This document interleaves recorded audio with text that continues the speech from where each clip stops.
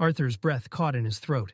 The moment the truth settled in, it struck him like a punch straight to the chest. Inside the dark sanctuary, every strange detail suddenly snapped into place. Sylvie wasn't just acting strange, she was being possessed. And not by just anyone. Agrona, the ruler of Alakreia himself. Before Arthur could even process the weight of that realization, Sylvie slowly lifted her head. But this wasn't Sylvie anymore. Her hair had turned a ghostly white, the color draining from it like life itself had been stripped away.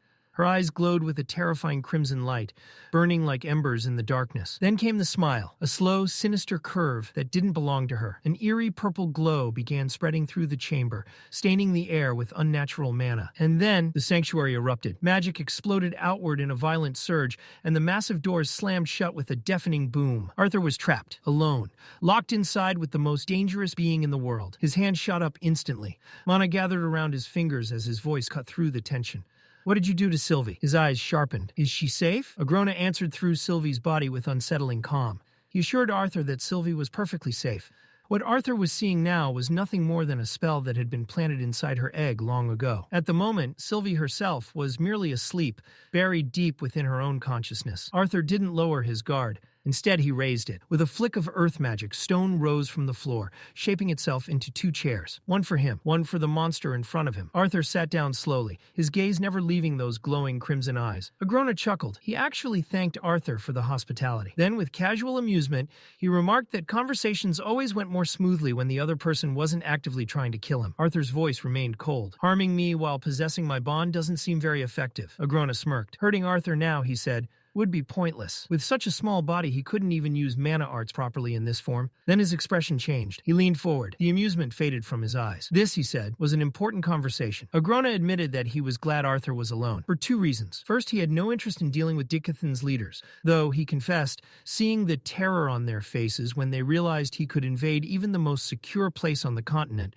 would have been entertaining. Arthur narrowed his eyes. And the second reason? Agrona suddenly laughed. Then he pointed directly at Arthur. You. Arthur froze. Out of the entire continent, Agrona found him interesting. The thought alone was enough to unsettle him. Why would someone like Agrona care about him? Agrona laughed again, clearly enjoying Arthur's discomfort. He told him to relax, joking that he had no intention of suddenly pinning him down, especially since it would look inappropriate in Sylvie's current form. Arthur's expression hardened. He admitted something. He had always imagined Agrona as some stereotypical tyrant, a dictator obsessed only with conquest and destruction. Agrona smirked. Arthur, he admitted, wasn't entirely wrong. But to his people, he had to appear far more dignified than that. Then the conversation shifted. Agrona began speaking about his past, and what he revealed was shocking. For generations, he had lived among humans in Alakreia. He had studied them, observed them, learned how lesser races changed. According to him, humans were fascinating because their morals shifted constantly. Hundreds of years ago, public executions had been treated as entertainment. Now, people considered them horrifying. Human ethics, right and wrong,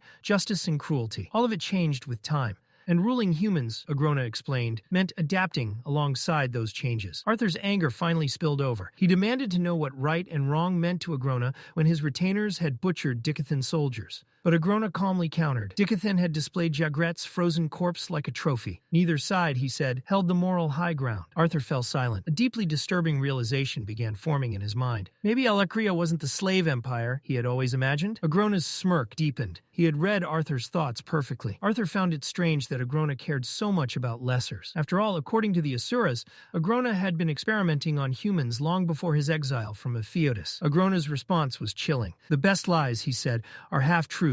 Arthur's heart pounded.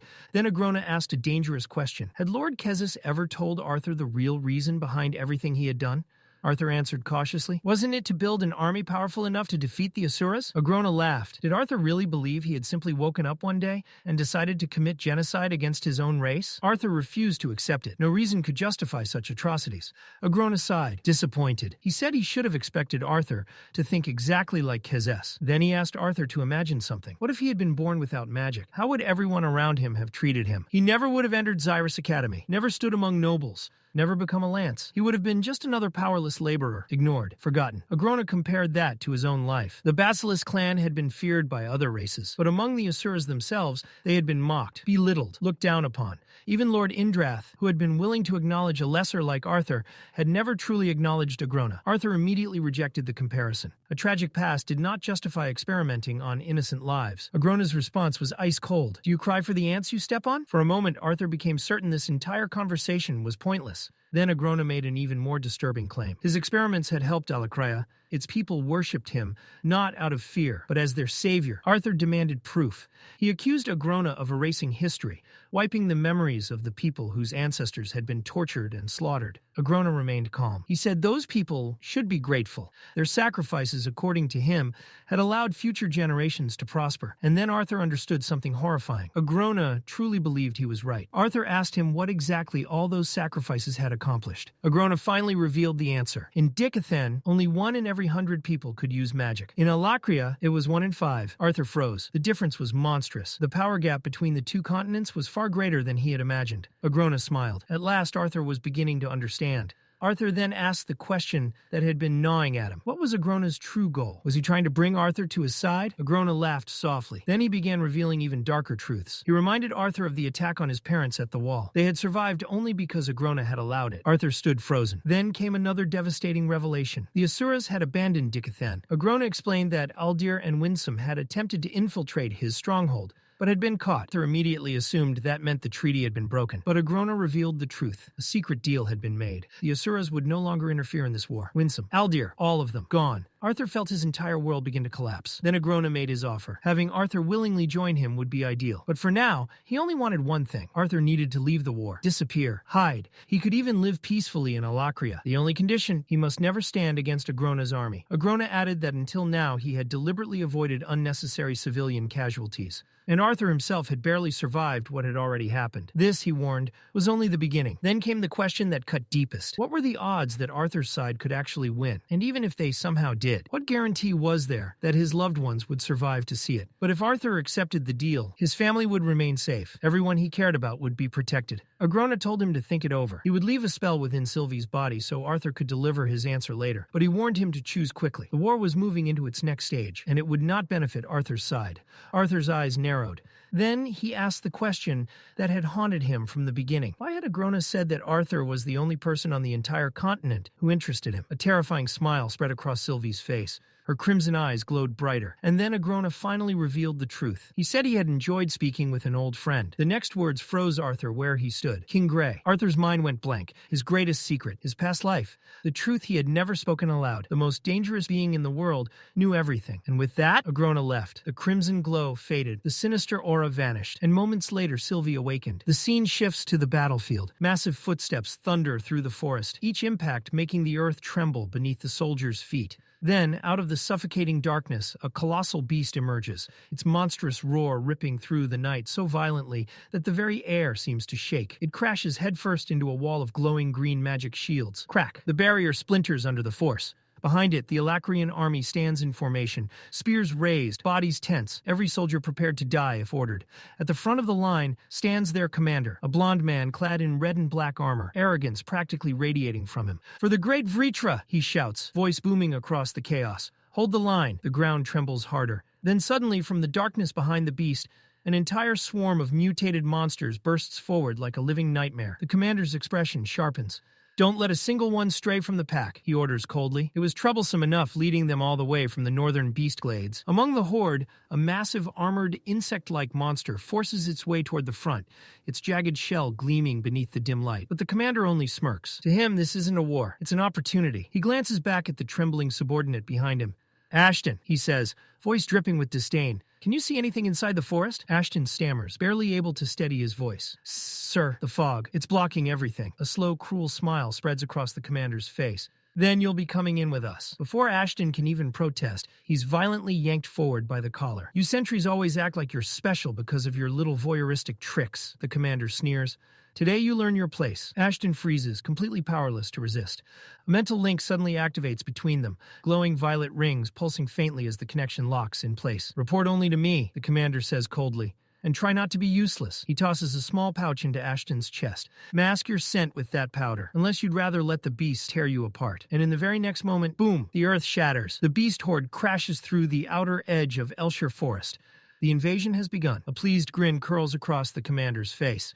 If this mission succeeds, he'll finally earn entry into the Obsidian Vault and claim an emblem just like his father. His ambition burns hotter than the battlefield itself. Once he gets his hands on a true crest, a legendary Defilith, House Vale will rise above every bloodline in Alakria, even above his father. Move forward, he commands. Inside the forest, the elven soldiers stand their ground, silver armor glinting faintly through the thick fog. Then chaos erupts. A beast lunges out from the shadows and sinks its teeth straight into an elven soldier's neck. A scream tears through the forest. Blood sprays across the ground. In an instant, the battlefield descends into pure carnage. Steel clashes. Magic explodes. Bodies fall. From the rear lines, the blonde commander watches everything unfold with cold amusement. What catches his eye, however, is something unexpected. Even the weaker elven mages are using strangely versatile spells to hold the line. But he doesn't care. To him, this is still nothing more than a stepping stone, a chance to raise his status, his bloodline, his name. Then suddenly, dark arrows rain down from above.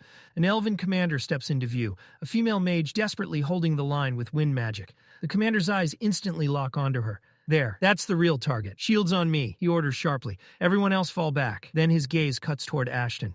You stay close. If I'm in danger, relay it immediately. A massive flaming sword erupts into his hand. In the next instant, he vanishes. The battlefield blurs behind him as he dashes forward at insane speed. His blade crashes down. The elf barely blocks in time with a windshield. Sparks explode on impact. He clicks his tongue in irritation. Too slow. He launches into a relentless assault, every strike faster and heavier than the last. Inside his mind, Ashton's voice trembles through the mental link. Her mana readings are strange, but she's only mid-tier. Wait, duck! The commander drops instantly. A massive green blast tears through the air above his head. His eyes widen. That would have killed him. Now he's irritated. This fight has gone on long enough. He raises his blade again. Ashton's panicked voice rings out once more. From the right! He dodges immediately and in the same motion hurls his flaming sword toward the elf. She barely avoids it. The blade slams into the ground, and then, boom, a violent explosion of fire engulfs the battlefield.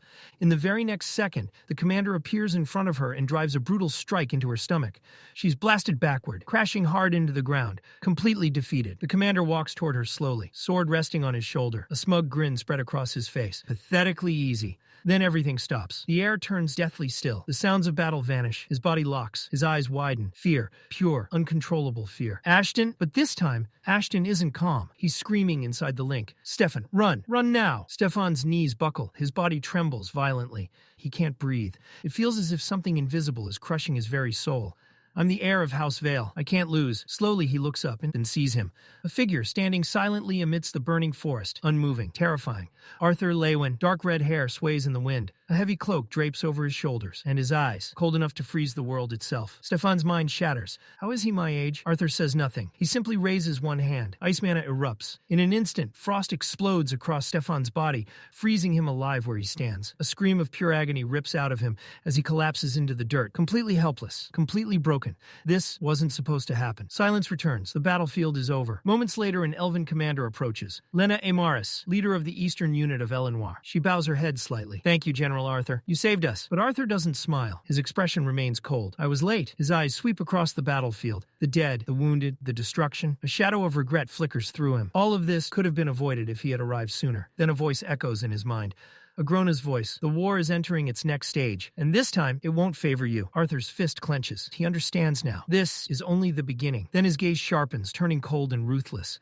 He points towards Stefan's frozen body. Take him. A brief pause. Make sure he doesn't die. His eyes darken. And make sure he doesn't kill himself. His voice turns ice cold. I need him alive. Deep within the forest, inside a glowing magical dome, the air felt heavy and suffocating, thick with tension and the lingering scent of blood and smoke. At the center of the tent, the blonde Alacrian captain was bound tightly to a wooden chair. The ropes dug cruelly into his wrists and shoulders as he thrashed violently, panic overtaking every trace of his former arrogance. Where is my arm? Stefan's voice cracked, his eyes wide with raw terror. Answer me! Someone answer me! The tent flap shifted.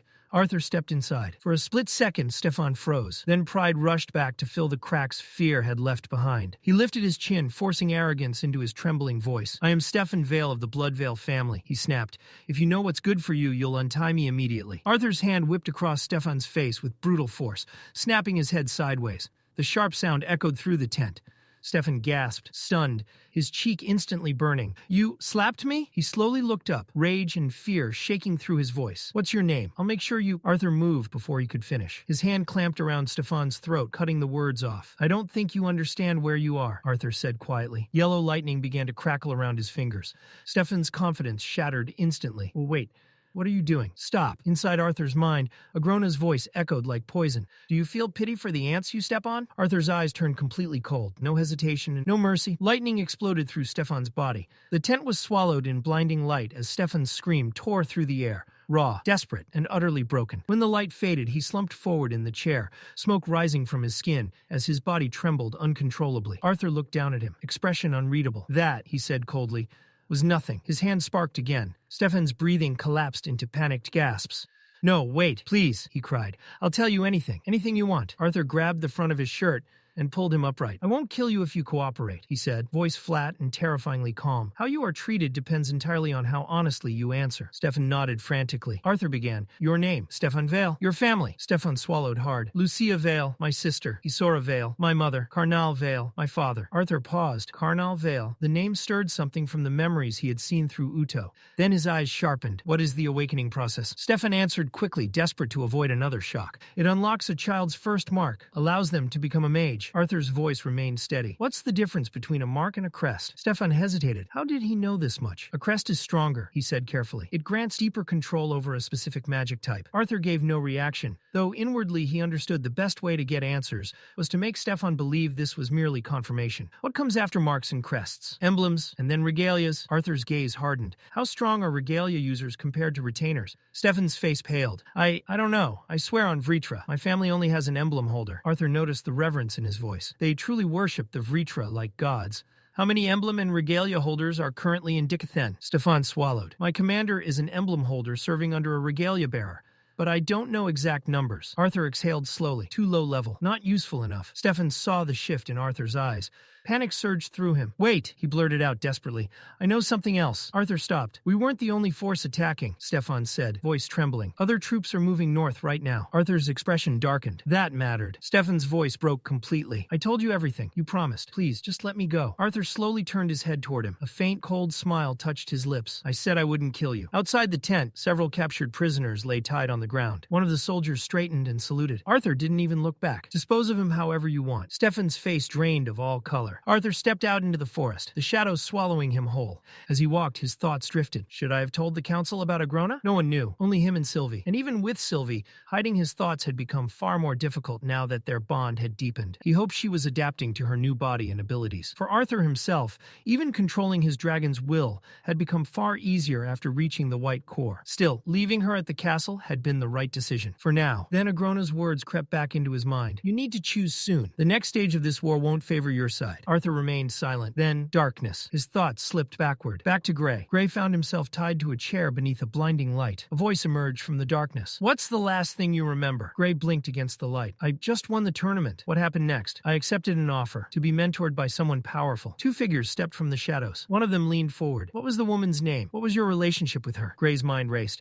The fact that they already knew it was a woman meant they were only confirming details. I know her as Lady Vera, he said cautiously. I only met her there. Lies. A second man shouted from behind him. The other stopped him with a raised hand. What happened after you won? I was heading back to my dorm room. Suddenly, the man from behind lunged forward. His hand clamped around Gray's throat and lifted him from the chair. Who sent you? He snarled. What organization sent you to protect the legacy? Gray stared at him in complete confusion. He knew nothing about any organization, nothing about a legacy. The man threw him violently aside. Gray slammed into the ground and blacked out. When he awoke again, he was back in the chair. This time, one of the men stood in front of him holding 2 glass flasks. His expression darkened. If you really are who we think you are, then you've prepared for this. He uncorked 1 flask. But if we have the wrong person, his lips curled. This is going to be very uncomfortable. He rubbed the phosphorus-like liquid across Gray's chest. Gray struggled against the ropes. What are you doing? Then, flame ignited. Pain exploded across his body. A scream ripped from his throat, louder than anything he had ever made before. Please stop! But it didn't stop. Again, and again, and again. Burning. Then a pause, false hope, then fire again. The pain looped endlessly until his mind began to crack. I'll tell you everything, Gray screamed. The man leaned closer. Good. His voice turned calm. I'm going to tell you a story. He began listing everything. The orphanage, Headmaster Wilbeck, the academy. Then he leaned closer. Which military institution trained you to be the legacy's protector?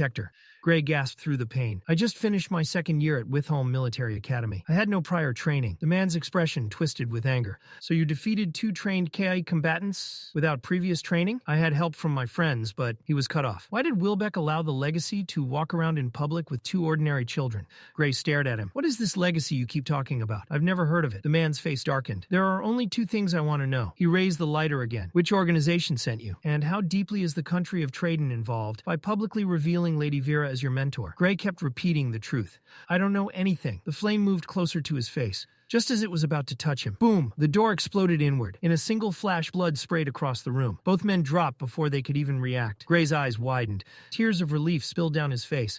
A familiar figure stepped through the doorway. Calm, composed, Lady Vera. She looked down at him softly. You're safe now. The scene snapped back to the present. High above the blood-soaked earth, Arthur cut through the sky like a blade. The sensation of flying still felt almost unreal, even now. The wind rushed past him in fierce currents, tearing at his cloak as he sliced through the clouds, sharp eyes scanning the horizon below. Far beneath him, the endless stretch of forest faded into mist and shadow. He had already left Lena and the elven forces behind, fully trusting General Aya to stabilize the situation in the beast glades. With the forest secured for now, there was no reason for him to remain. He should be heading back to the castle. By now, the transmission scroll should already be carrying the critical information he had extracted from the Alacrian prisoner. And yet, something felt off. The sky felt empty. Arthur exhaled slowly. Without Sylvie flying beside him, the silence felt heavier than it should have. He knew she would be worried. After everything that had happened, she would probably assume he had been dragged back into the nightmares of his past life again. For a moment, the image of the tortured prisoner flashed through his mind. Dark, brutal, unforgiving,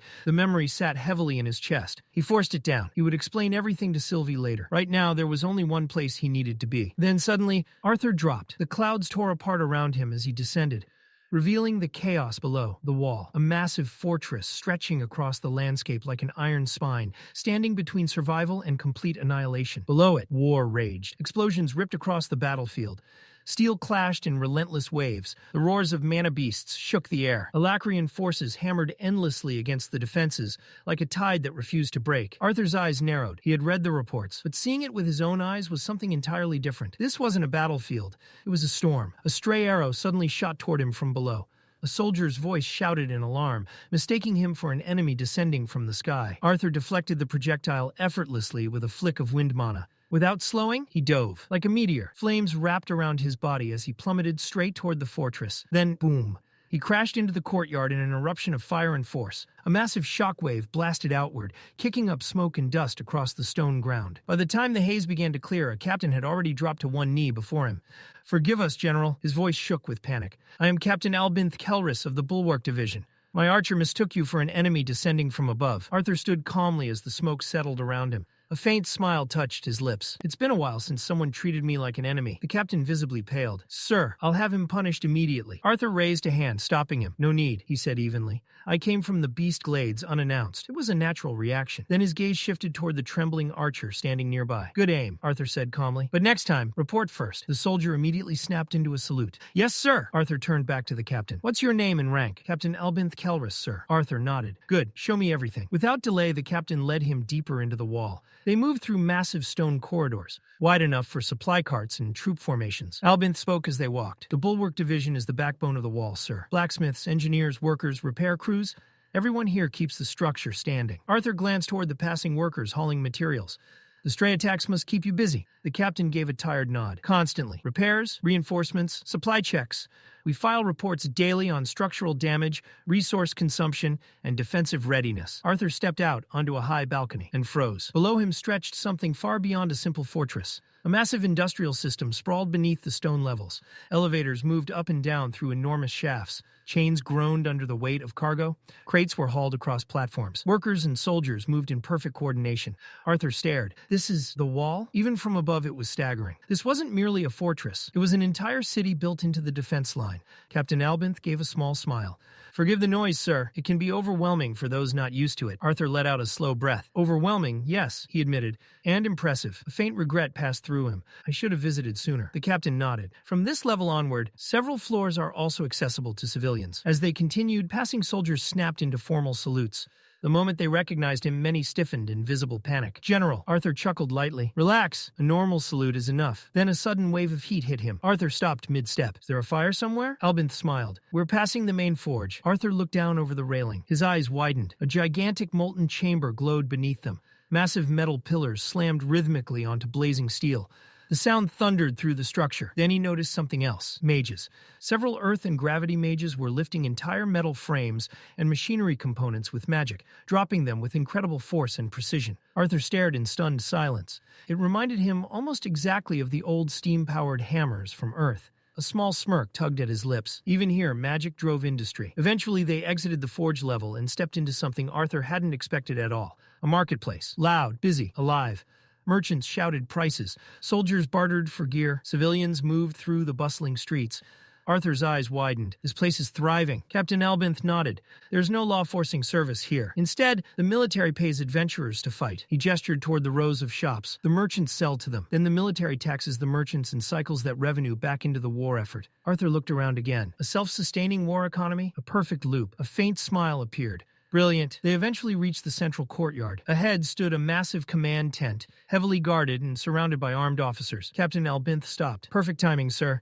The strategy meeting is just beginning." He lowered his voice slightly. "The senior captain, division heads, and several commanders are already inside." Arthur gave a single nod, then stepped forward. The moment he entered, the room fell silent. A war room. Large maps spread across a central table. Colored markers indicating troop positions, supply routes, and enemy movement. Every eye in the tent turned toward him. At the head of the table stood a tall man with sharp features and piercing red eyes. His posture was composed, controlled.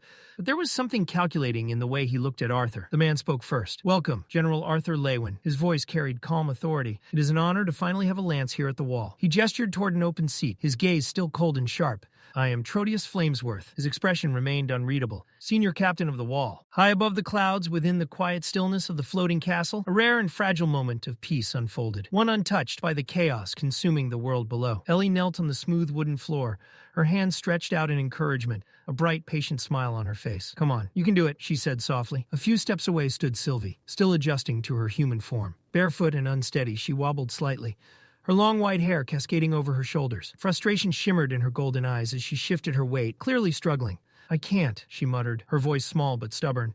Ellie didn't move any closer. "Just a few more steps," she urged again. "You have to try on your own." Sylvie frowned, puffing her cheeks in annoyance. "Then come closer," she complained. "No," Ellie replied, shaking her head gently. "You're doing great. Just keep going." After a moment, she tried again. One step, then another. Her movements were slow, careful, uncertain.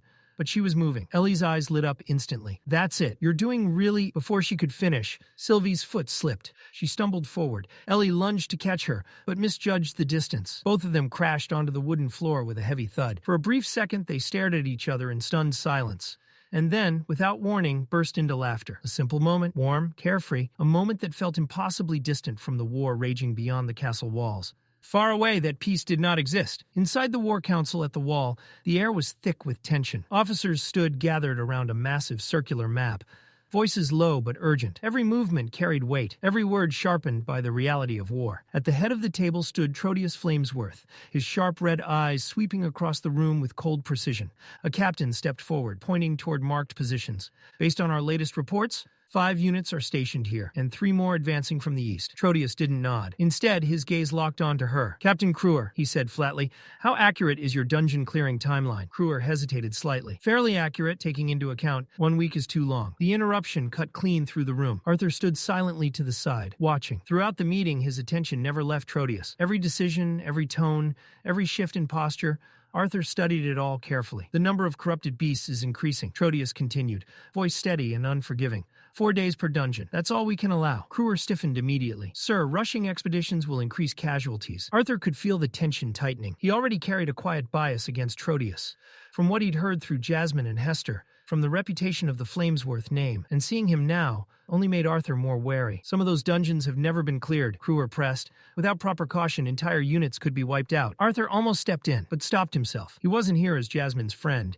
He was here as a lance. Trodius leaned forward slightly, his voice firm, leaving no room for argument. The wall is our last line of defense. Silence settled over the room. If a soldier dies in the beast glades, their family remains safe. A pause. But if the wall falls, then the beasts and the Alacrian mages controlling them will move freely and slaughter everyone behind it. No one spoke. The order stands. 4 days. Arthur exhaled quietly. Cold. Ruthless. But not wrong. He didn't like the man, but he couldn't deny the strength in his leadership. The discussion shifted. Status of the Trailblazer Division? Trodius asked. Arthur's focus sharpened instantly. Tessia's division. A captain responded. They've secured a 4th tunnel, the longest so far. The entrance is hidden near a riverbank. Earth mages are reinforcing it. It should be ready for use within a week. Reduce the workforce by a quarter, Trodius ordered without hesitation. Begin night shifts. After losing a route last week, underground paths are our priority. Again, decisive, immediate. Teleportation gates? Trodius continued. Kruer answered, We've assigned only 1 scouting unit so far. Progress is slow. Arthur finally spoke. Teleportation gates? Trodius turned slightly toward him. The attacks are constant. Troops are deployed daily, he explained. Currently, the only way to reach the beast glades is through unstable underground tunnels. Slow, dangerous, and inefficient. He gestured toward the map. But with the new rail line connecting the wall to Blackbend City, we gain access to a teleportation gate. If we locate hidden gates within the beast glades, we can connect them, allowing instant troop movement. Arthur frowned slightly. And you're certain those gates exist? We're not, Trodius replied bluntly, which is why we're committing limited resources. Arthur's eyes drifted to the documents spread across the table. Ancient relics, teleportation gates, the floating castle, Zyrus City, remnants of an older age, massive stone arches carved with indecipherable runes, structures so advanced that entire cities had been built around them. Modern artificers could manipulate and connect them, but creating one from scratch was still far beyond reach. How are you tracking them? Arthur asked. Trodius answered without hesitation. They emit faint fluctuations of mana across all elements. Subtle enough to blend into the environment, difficult to detect. Arthur understood immediately. That wasn't just difficult. It was borderline impossible. Even with Realm Heart, isolating such faint deviations within the natural flow of ambient mana, while flying blindly across the beast glades, it could easily become a complete waste of time. Still, I understand, Arthur said calmly. Trodius inclined his head slightly. My apologies for making you sit through this, Lance Arthur. Arthur shook his head. Before we conclude, I'd like to share what I've learned about the enemy. Later, Arthur walked through the sprawling city built against the wall. On the surface, it looked alive. Merchants calling out, armor clanking, voices filling the air. But beneath it all, fear. It lingered in hurried footsteps, in guarded expressions, in forced conversations meant to feel normal. Everyone knew the truth. The war was right outside. A distant explosion shook the ground.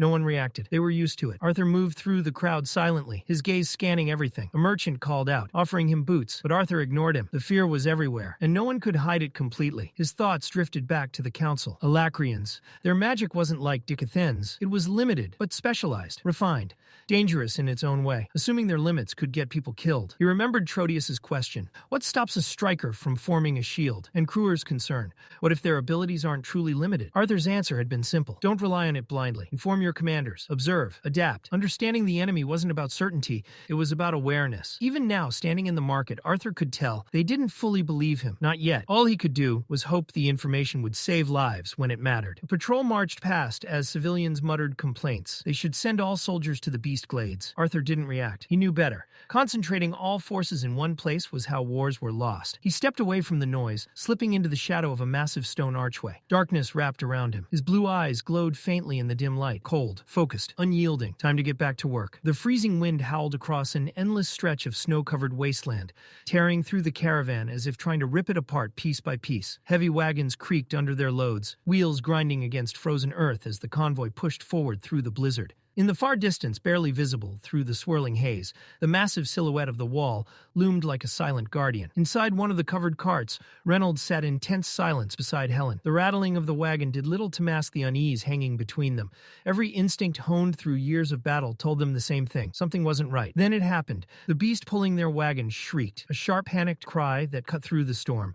Reynolds moved instantly. Stay alert, he barked, but the warning came a second too late. A violent explosion tore through the snow ahead, flames erupting as the lead wagon was swallowed whole. Fire and debris scattered across the frozen ground. Another ambush, Reynolds roared, already drawing his weapon. As the smoke cleared, Angela's sharp eyes caught movement. There, in an instant, the twin horns snapped into formation. Angela raised her staff and a powerful green vortex spiraled outward, wind roaring as it formed a protective barrier around the caravan. The storm itself seemed to bend under her control. From within the blizzard, shadows descended. Alacrian assassins. They moved like phantoms, fast, precise, lethal. Protect the supplies, Reynolds shouted, his voice cutting through the chaos. Durden surged forward, slamming his foot into the ground as stone erupted upward, forming a defensive line that bought the others precious seconds. Helen moved next. With a swift motion, she leapt onto a rising pillar of ice, her bow already drawn, her eyes locked onto a target slicing through the air. Jasmine, moving with terrifying speed as glowing daggers spun from her hands like streaks of light. The assassin deflected them mid-air. Helen didn't hesitate. Arrows followed immediately, cutting through the storm. But before they could land, a massive shadow swallowed the battlefield. Another assassin descended from above, riding a monstrous winged beast. Before it could strike, Angela reacted. A sharp gust of wind sliced through the air, smashing into the creature's wings and sending it spiraling downward. It crashed violently into the snow. A jagged spike of stone erupted from beneath the beast, impaling it straight through the chest. Blood sprayed across the white snow. "Reynolds, stop him!" Helen shouted. Another assassin had already broken through, charging straight toward the supply wagons. Reynolds stepped forward without hesitation, his gauntlet ignited, flames roaring to life, wrapping around his arm like a blazing inferno. The assassin struck first, deflecting the attack and barking an order for Reynolds to move aside. Reynolds didn't budge. Above them, Helen's arrows rained down, forcing the assassin to raise a wind barrier. That moment was enough. Reynolds drew in all his strength. His fist burned brighter, like a falling star. Then he moved, a single devastating punch. The barrier shattered. The assassin was blasted backward, crashing into the snow as smoke rose from his chest. And just like that, silence. The storm howled again, but the battle was over. Reynolds stood there, breathing heavily, steam rising from his body. Then he looked up. A figure approached through the snow. Arthur, calm, unshaken, dragging a captured assassin by the collar as if it weighed nothing. "I left this one alive," Arthur said simply, "for questioning." He added almost casually that soldiers would be sent to retrieve the fallen beast for research. The veteran stared at him in stunned silence. Then Reynolds broke it, laughing loudly as he threw an arm around Arthur's shoulders. "Hard to believe sometimes," he said with a grin, "that you're a lance now." Not long after, the massive gates of the fortress groaned open. The caravan finally passed into safety. Arthur walked beside them, his gaze drifting toward his parents. Their movements flawless, every step, every reaction, perfectly in sync from years of fighting side by side. And yet, a quiet fear settled in his chest. How long can they keep this up? That night, warmth replaced the cold.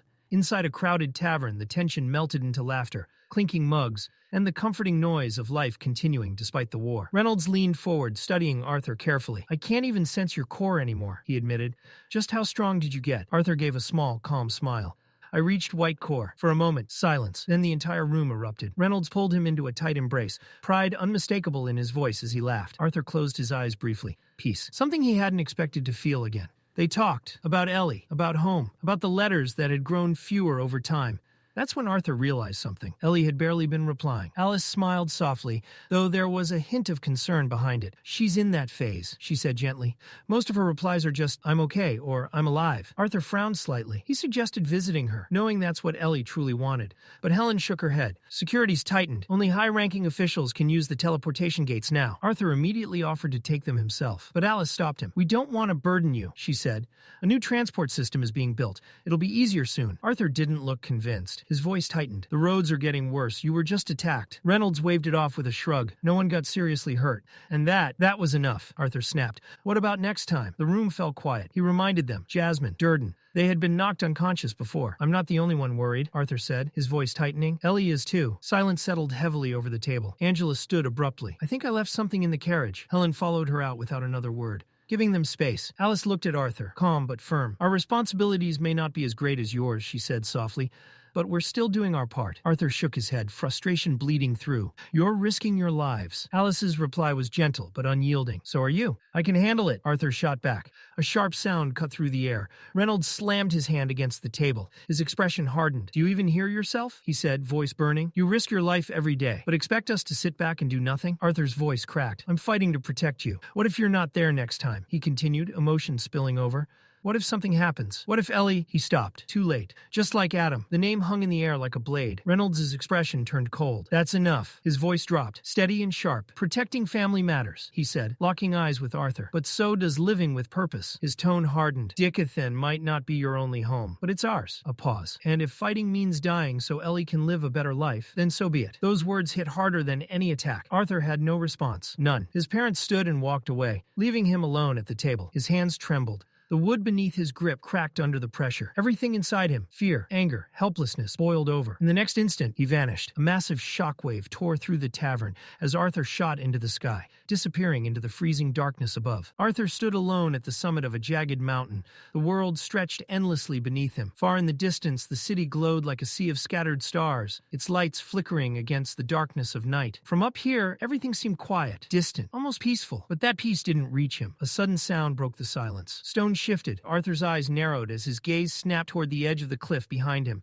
A hand appeared, gripping the rock, fingers digging into the mountain's edge as someone pulled themselves upward. For a brief moment, Arthur tensed, caught off guard. Then a head peeked over the ledge. Seriously? It was Jasmine. She hauled herself up with a final push, brushing dust off her clothes as she straightened, clearly annoyed. "You could at least have some respect for people who can't fly," she said, exhaling sharply as she glanced around. "So this is where you ran off to last night?" Arthur blinked, slightly surprised. "We've been looking for you all day," she continued, crossing her arms.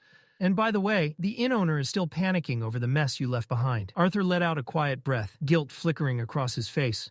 "I'll send something to make up for it," he said calmly. "A proper gift." Then after a pause, he looked at her. "How did you even find me?" Jasmine smirked faintly. "Don't underestimate your mentor." Arthur gave a small, knowing smile. "I never have." For a moment, the tension eased. Jasmine stepped closer, the wind tugging lightly at her hair as she studied him. "How long were you at the wall?" she asked. "I just arrived yesterday," Arthur replied. The air had grown colder, the mountain winds biting sharper as the night deepened. Without thinking, Arthur raised his hand slightly. A small flame flickered to life in his palm. The warmth spread subtly between them, pushing back the chill. Jasmine glanced at it, then back at him. "Did you meet my father?" Arthur nodded slightly. "I walked in on one of his meetings." He hesitated briefly. "Did you see him?" Jasmine let out a quiet, humorless breath. "No," she said. "Despite going back and forth to the wall so many times, I haven't even crossed paths with him once." There was no anger in her voice, just something quieter, more distant. She shook her head slightly, then looked back at Arthur. "I'm not going to pry into whatever happened at the inn," she said, her tone softening just a bit. "But there's something you need to understand." Arthur stayed silent, listening. "Your parents care about you. A lot," she continued. "About you and Ellie." A faint smile tugged at her lips. "Every time your father meets someone new, he somehow finds a way to bring you up. Talks about his Lance son like it's the greatest achievement of his life." She rolled her eyes slightly. "It's kind of annoying, actually." Arthur couldn't help it. He smiled. "I know they care," he said quietly. Jasmine's expression shifted, her tone grew more serious. "That's not all." Arthur's smile faded slightly as he looked at her again. "No matter what they say, Reynolds and Alice still blame themselves," she said, "for Adam." The wind seemed colder now. "They feel guilty," Jasmine continued, "for not being there, for not being able to protect him." Arthur's gaze dropped slightly, his expression tightening. Jasmine didn't stop. "And don't forget what happened to your mother before you were born," she added. "What happened to Lenza? It broke her. She couldn't even use her magic properly for a long time.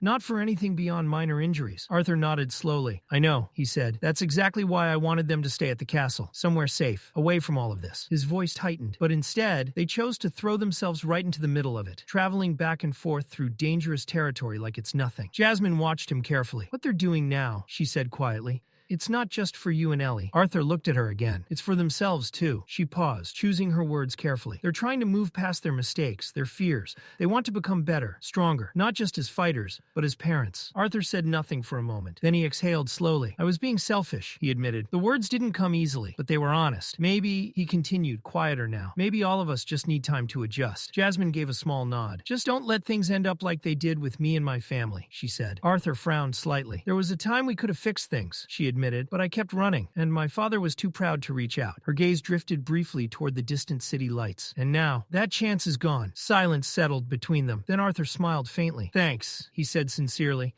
Jasmine snorted lightly. "You better be," she replied.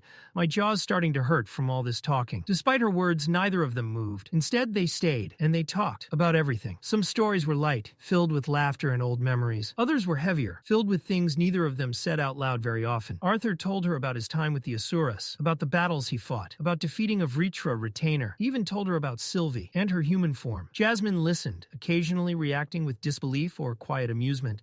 Then she shared her own stories about the Twin Horns, their missions, their struggles. Time passed unnoticed. The night deepened. Eventually, Jasmine stood up, brushing herself off as she glanced toward the horizon. "I should head back," she said. Arthur nodded, rising slightly before stopping himself. "Jasmine?" She looked back. "Thanks for everything." For a moment, she just stared at him. Then she reached out and lightly patted his head. "Don't overthink it," she said. And with that, she turned and began making her way back down the mountain. Arthur watched her go until she disappeared into the darkness. Then he sat back down, alone once again. His eyes drifted upward toward the endless sky above. For the first time in a while, his thoughts felt quieter. Elsewhere within the castle, far removed from the tension of war councils and battlefield reports, the atmosphere was filled with warmth and sweetness. Inside the grand kitchen, a chief busily prepared an array of desserts for the evening meal. Plates of delicately crafted pastries lined the counters. Glazed tarts, layered cakes, and sugar-dusted confections that filled the room with an irresistible aroma. As he worked, carefully placing the finishing touches on a tray,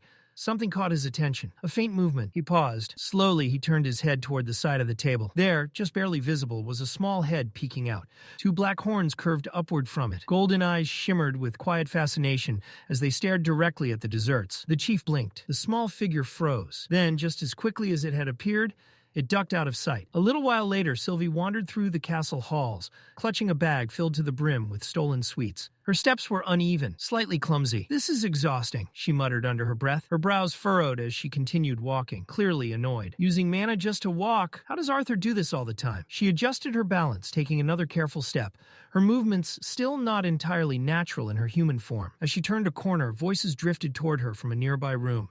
She slowed. "No, that sounds too desperate. Maybe something simpler." Sylvie tilted her head slightly, curiosity piqued. Quietly, she stepped closer and peeked inside. There, standing in the middle of the room, was Ellie. She was facing the empty doorway, posture stiff, clearly rehearsing something. "Welcome back, Arthur," Ellie said, trying to sound natural, only to immediately shake her head. No, that's weird." Sylvie stepped inside. "What are you doing?" Ellie jumped. Her entire body stiffened as she turned around, clearly flustered. "Nothing," she said quickly. Sylvie simply smiled, clearly unconvinced. "We should go," she said casually. "Arthur will be arriving soon." Ellie blinked. "Right." Not long after, the castle gates opened. Arthur stepped through, his presence immediately drawing the attention of the guards. They bowed respectfully as he passed. Standing off to the side, Ellie and Sylvie waited. The moment they saw him, they greeted him together. Arthur stopped in front of them, completely drenched. Water dripped from his clothes, his hair clinging to his face. Without hesitation, he spread his arms wide. Ellie immediately stepped back. "Nope," she said flatly. "You're soaked. We're skipping the hug." Arthur smiled and ignored her completely. He stepped forward and pulled her into a tight embrace anyway. Ellie protested, squirming slightly as she tried to push him away. Sylvie stood nearby, watching the interaction with quiet confusion. Arthur finally let go, turning his attention toward her. His eyes softened slightly. "You've grown," he said, studying her. "Looks like my fearsome dragon is turning into a healthy young girl." Sylvie didn't react to the compliment. Instead, she stared straight through him. "Did something happen?" Arthur paused for just a moment. Then he smiled. "We'll talk about it later." Before either of them could press further, he raised his hand. A gentle current of wind swirled around them. In seconds, the moisture evaporated. His clothes, and Ellie's as well, dried instantly. The three of them began walking toward the meeting room. Ellie, unable to hold back her excitement, immediately started talking. "I broke into the light red stage while you were gone," she said proudly. "I've been training with Boo every day." Arthur glanced at her, clearly impressed. "Even Commander Virion said I'm ahead of other conjurers my age," she added quickly. "At this rate, I might even skip the mandatory soldier training." Arthur listened quietly, but inside a thought lingered. She's getting bolder. The idea of Ellie wanting to join the war sat uneasily with him. What would Mom and Dad say? A faint sigh escaped him. He hadn't even gotten the chance to properly speak with them before leaving. Maybe, if they were here, she wouldn't be this eager. "Arthur!" Ellie's voice snapped him out of his thoughts. She continued excitedly. "Even Princess Kathleen has been helping me train. She spars with me and helps me with mana control." Arthur smiled faintly. "If you want, I can teach you myself," he said, "when I have time. I was a professor at Xyrus Academy, after all." Ellie frowned immediately. "Yeah, but only for a semester." Arthur blinked. "What's that supposed to mean?" Ellie crossed her arms. "I feel like learning from you would just discourage me." "We're only 4 years apart," Ellie continued, "but you're already a white core mage with quadra-elemental magic." She looked away slightly. "If I trained under you, I'd just end up comparing myself." Sylvie suddenly chimed in. "Even among Asuras, Arthur's talent is considered abnormal," she said casually. "You shouldn't compare yourself to a freak like him." Arthur frowned.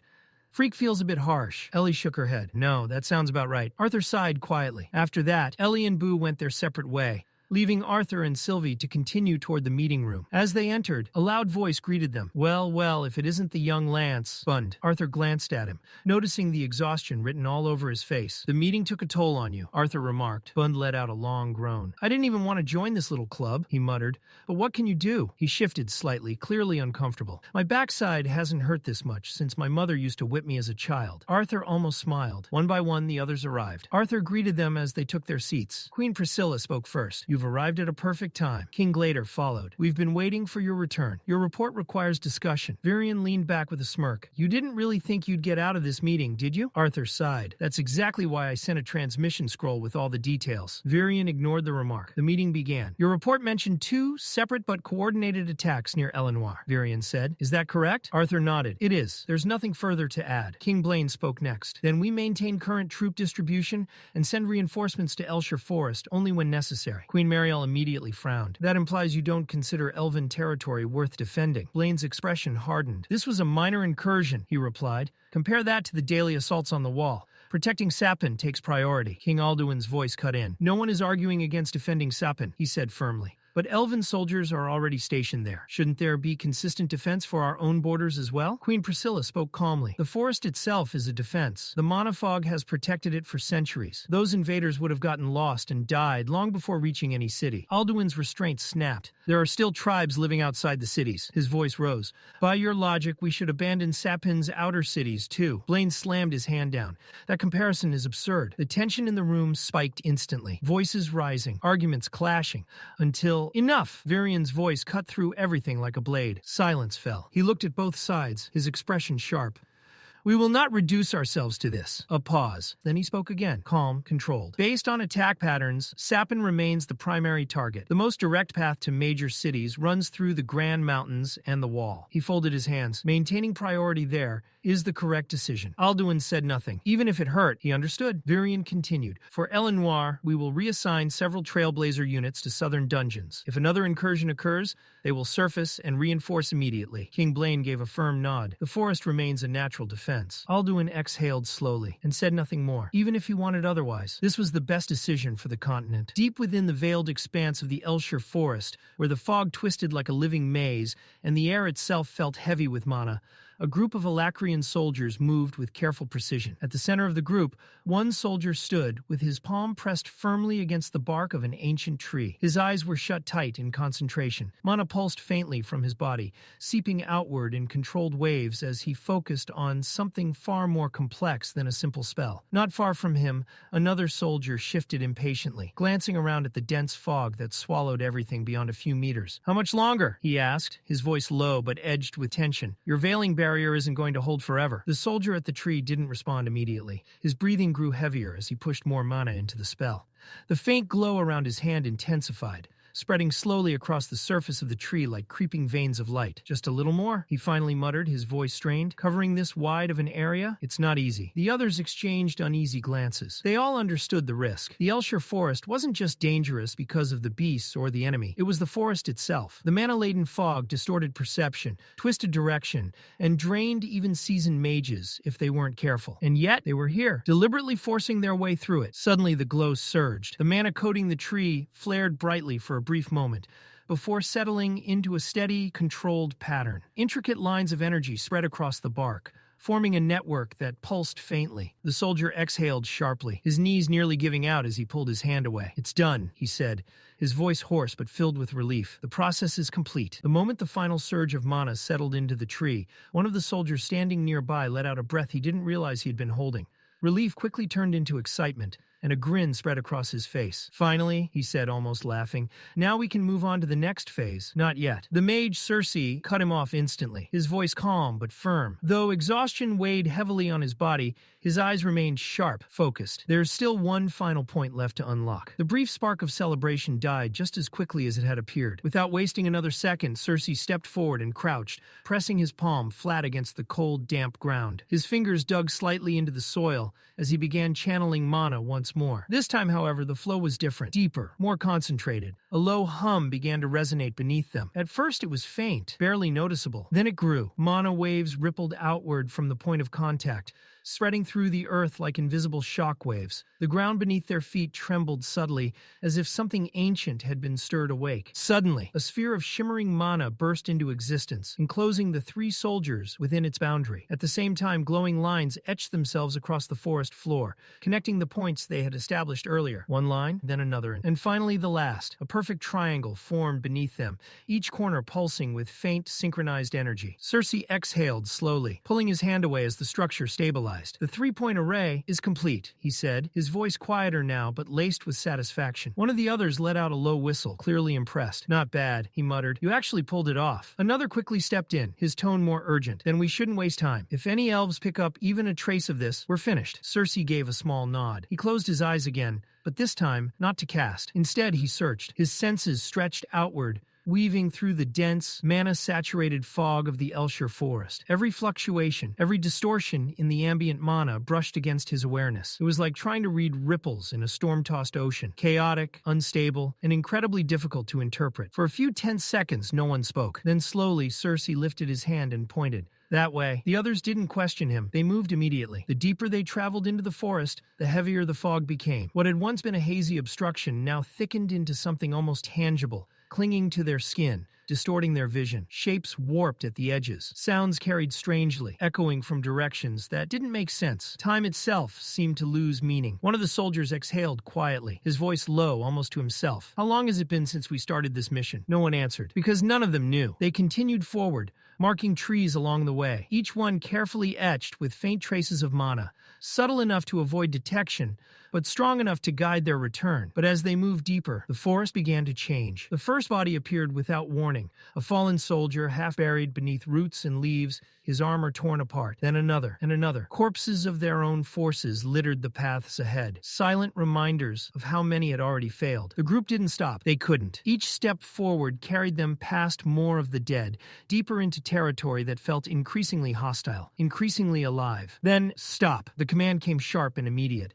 All three froze. Just ahead of them, partially obscured by fog, the ground dropped away into a massive pit. Jagged spikes jutted upward from its depths, twisted into unnatural shapes. One of the soldiers stepped closer, narrowing his eyes. Those aren't natural, he said quietly. Those spikes, they've been shaped. Plant magic, another muttered. A tense silence followed. Then suddenly, you said this path was safe. The accusation snapped toward Cersei like a blade. He didn't react outwardly, but irritation flickered beneath his calm expression. There's no such thing as a completely safe path here, he replied evenly. We needed to move. Now we stop, and I find another route. The tension lingered, but no one argued further. They turned, shifting direction once again. As they moved, Cersei's thoughts grew heavier. Navigating the forest alone was already difficult, tracking mana fluctuations, maintaining hidden arrays, staying undetected, but doing it while being questioned, doubted. It made it harder to focus, more frustrating. Still, he pushed forward, because failure wasn't an option. Eventually, they came to a halt in a relatively open patch of ground. Rest, one of them said. No one argued this time. They sat pulling out rations, the silence between them filled only by the distant whisper of the forest. One of them broke the quiet. We didn't place as many arrays as planned today, he said, chewing slowly, but we've made it deeper than expected. Cersei nodded faintly. It's harder than it looks, he replied. Even the smallest mana leak, and the elves will detect it immediately. Every array has to be perfect. Still, another voice cut in, sharper this time.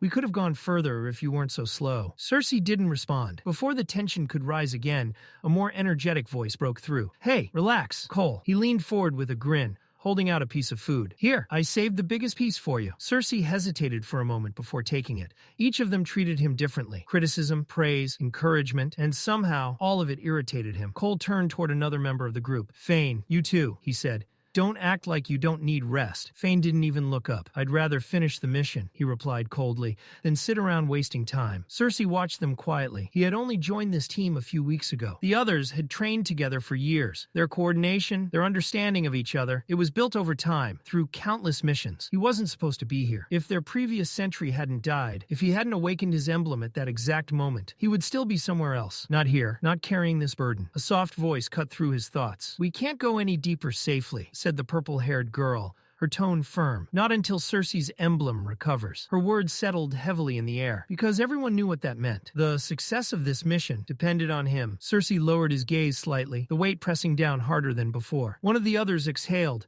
trying to ease the tension. We're not the only team out here, he said. Maybe another group has already secured a route. Maybe. But no one looked convinced, because deep down, they all knew. If they failed here, there might not be another chance. For a brief moment, silence settled over the group. No one spoke, and no one moved. Yet, despite the tension, one truth lingered clearly in all of their minds. Out of every team sent into the Elshire Forest, they were the ones most likely to succeed. Not because they were the strongest, not because they were the most experienced, but because of Cersei. Even with his lack of field experience, his emblem granted them an overwhelming advantage, something no other team possessed. It allowed them to navigate the impossible, to see through what others could not. The only problem was its limitation. After using it, Cersei would need nearly an entire day before he could activate it again.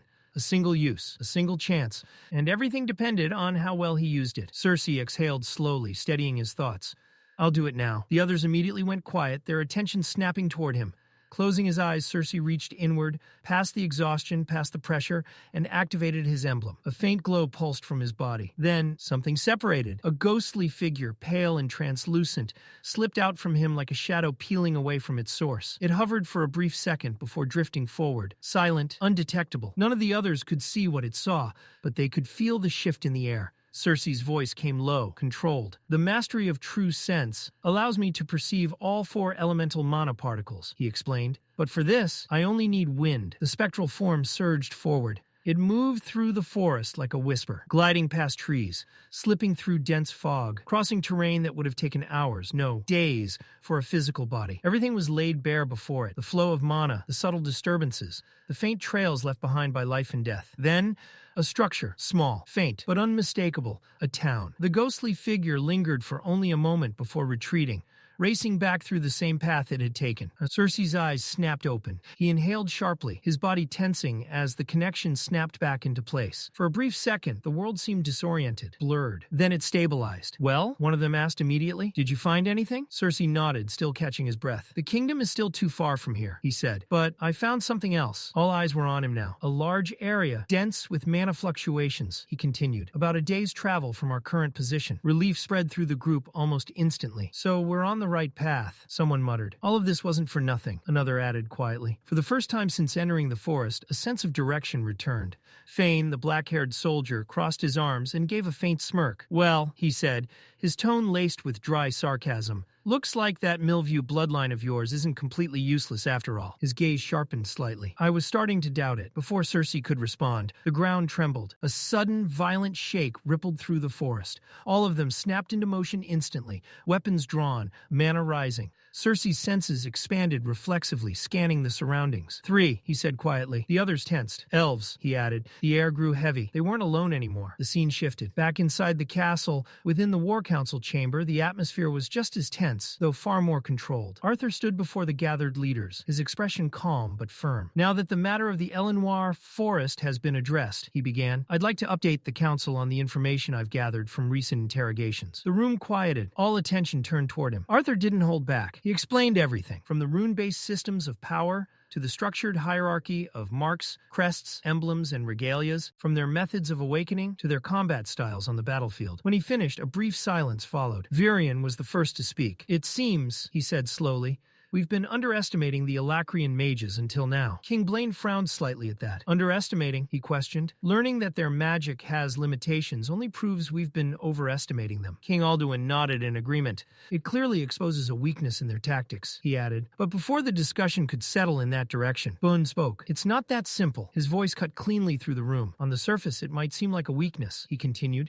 But based on Arthur's findings, their methods of awakening and training are far more advanced than ours. The room stilled again. Bund leaned forward slightly. This is speculation, he admitted, but with their system of marks and crests, Alacrian mages appear to hyper-specialize. He paused briefly, letting the idea sink in. They dedicate their entire lives to a single spell, refining it, evolving it, perfecting it. A few expressions shifted. In contrast, Bund continued, Dicathen mages learn a variety of spells within their elemental affinities. He shook his head slightly. But on the battlefield, a soldier who is exceptional at one thing can be far more dangerous than one who is merely versatile. Far away, deep within the forest, Cersei's team proved that exact point. The moment the elves revealed themselves, the Alacrian soldiers moved in perfect synchronization. Each one used a single spell, but together they became deadly. One controlled the field, another disrupted movement, the third delivered the finishing blow. In mere seconds, it was over. The elven mages didn't stand a chance. Back in the council chamber, the weight of Boone's words settled heavily. Silence followed. Then, we need to distribute this information immediately, Boone said. To our captains, to the guilds, to the military academies. Arthur spoke calmly. I've already stopped by the wall, he said. The captains there have been informed. Virion nodded. Good, he said. Then we move to the next phase. Deployment strategy. Just as Arthur expected, The calm didn't last. The room erupted into debate once more. Voices rose. Arguments clashed. Each leader pushing for resources, for priority, for control. Bun made his position clear. He and his loyalists would take charge in Darv, he declared, and root out Alacrian supporters from within. But the situation was already escalating faster than expected. Reports continued to arrive. The Alacrians had begun using underground tunnels to move their forces toward the Darv-Sappan border. Their ships had been sighted along the western shores of Sappan. Cities like Telmore, Etistan, and Mayburn were now being forced to build defenses on both sides, east and west, because if the wall fell, there would be nothing left to stop the invasion. And for the first time, it became painfully clear. This war was no longer confined to a single front. It was spreading everywhere. A heavy silence lingered in the council chamber, but it didn't last. King Alduin rose once more, his expression tense, yet controlled, though the strain beneath it was impossible to miss. "We need to reconsider the situation in Elenoir," he said, his voice steady but urgent. "With the recent incursions from the Beast Glades, it's no longer unreasonable to assume that the Alacrian forces stationed in the north may begin shifting east toward our territory."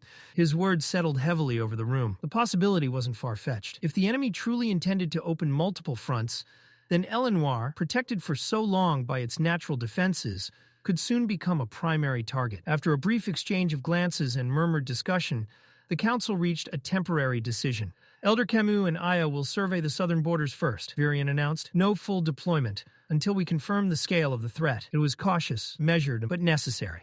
Virion then straightened slightly, attempting to steady the atmosphere. "This is only temporary," he reassured. "Once Lord Aldir and the Asuras re-establish contact, we'll have clearer direction." That was the moment Arthur's expression shifted. Subtly, but enough. A memory surfaced, sharp and unwelcome. Agrona's voice, his words, his warning. Arthur inhaled slowly before speaking. "That won't happen." The room stilled. Every gaze turned toward him. Arthur met their eyes, his voice calm, but carrying a weight that immediately drew attention. "The Asuras won't be contacting us again," he said. "Not for this war." Confusion flickered across several faces. Then tension. Arthur continued. "They've made a pact," he explained. "They are no longer allowed to interfere in Dicathen, in any capacity." For a moment, no one reacted. Then, Virion's composure shattered. He rose abruptly, his chair scraping harshly against the floor. "That's impossible," he snapped, anger flashing in his eyes.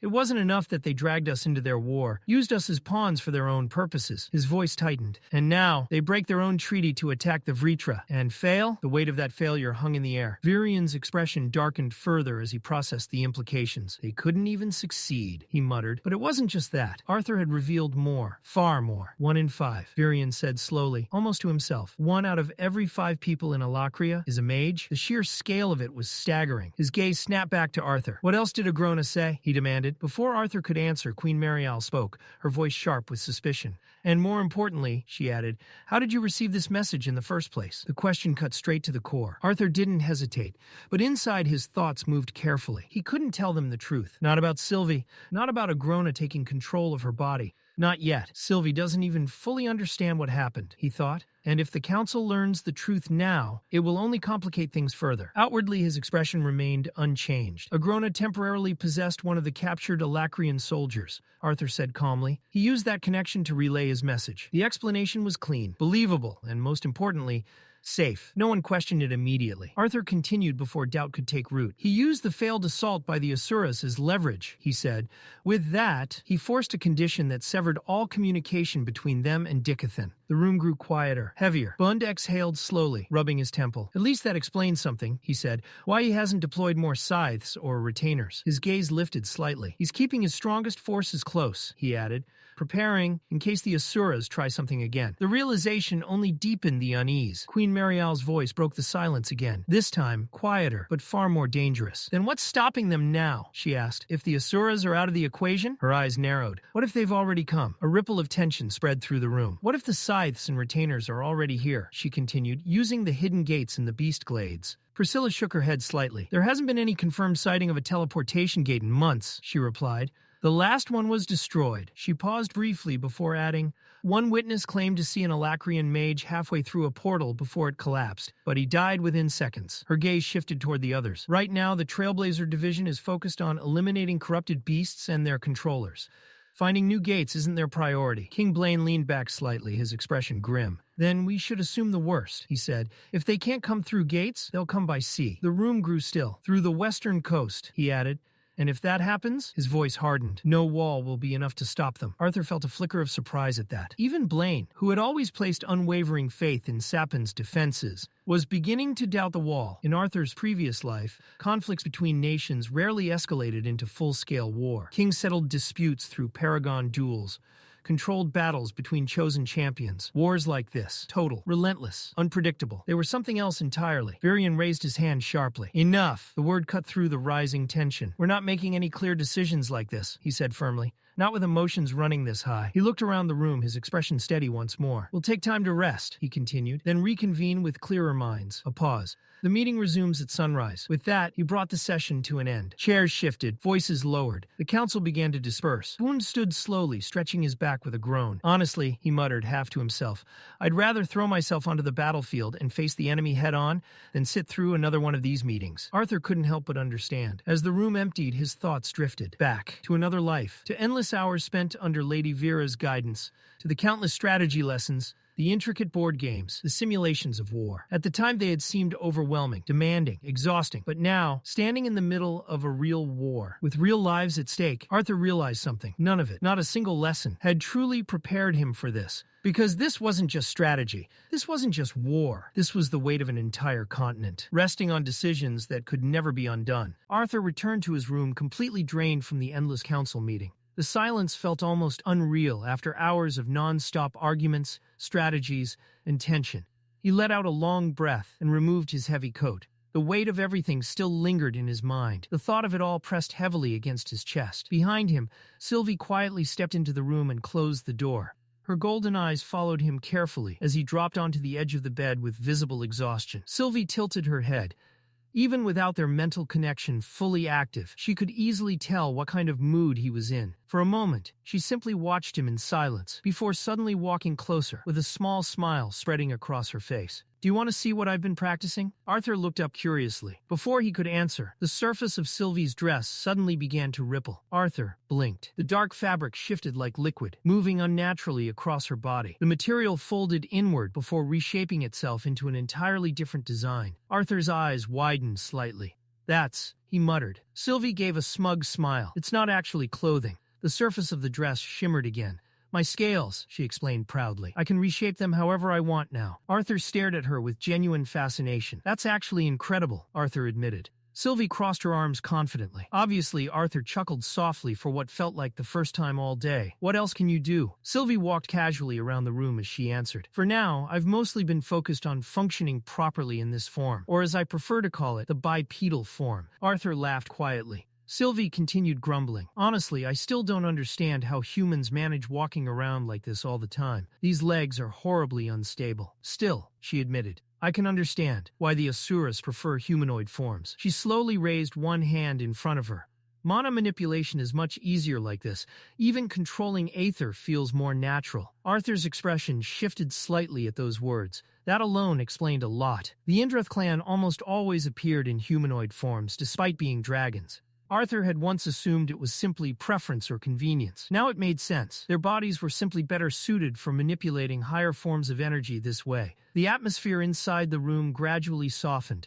It felt peaceful. Strangely peaceful. Arthur realized that although he and Sylvie constantly communicated mentally, actually talking like this, normally, casually, face to face, felt completely different, better, more human. Sylvie suddenly lifted her hand again. A sphere of white energy slowly formed above her palm. Arthur immediately stiffened. The mana inside the sphere was incredibly dense. Since the seal broke, Sylvia explained, carefully observing the glowing energy, my abilities have become a lot clearer. The white sphere crackled faintly. The Indrath clan specializes in ether, so most of my mana manipulation focuses on strengthening my body rather than using elemental spells. Arthur kept his eyes locked on the growing sphere. Most, he repeated carefully. Sylvie grinned mischievously. I can still release large amounts of mana when I want to. The sphere expanded further. The air inside the room immediately became heavier. Arthur's expression instantly changed. Sylvie, he said slowly, please don't destroy the room. The sphere continued growing. Or worse, Arthur added, staring at the ceiling nervously, the entire castle. Sylvie burst into laughter. Is the mighty Lance Arthur Leywin scared of a little girl now? Arthur folded his arms. The horns make the little girl act less convincing. Sylvie narrowed her eyes at him. Arthur continued with a smirk. Besides, you still trip over your own feet. Sylvie huffed dramatically before clapping her hands together. Instantly, the sphere of mana vanished. The room finally relaxed again. Arthur let out a relieved breath. Sylvie leaned back against the chair nearby and spoke more quietly this time. I'm glad the seal broke, she admitted. Arthur looked toward her. Sylvie's expression had softened. I'll finally be useful in battle again. There was excitement in her voice, but also uncertainty. She stared down at her own hands. At the same time, she continued slowly. There's a part of me that feels unfamiliar now. Arthur understood exactly what she meant. Ever since the seal shattered, her aura had changed. It was stronger, older, almost overwhelming at times. But Arthur smiled anyway. I'm sure you'll have plenty of opportunities to figure yourself out, he said confidently. Sylvie snorted lightly. That's not exactly comforting considering the current state of the world. Arthur sighed. She wasn't wrong. The meeting earlier had made one thing painfully clear. The war was escalating faster than anyone expected. The enemy was adapting, and Dicathen was slowly being cornered from every direction. Arthur leaned back onto the bed again, exhaustion finally catching up to him.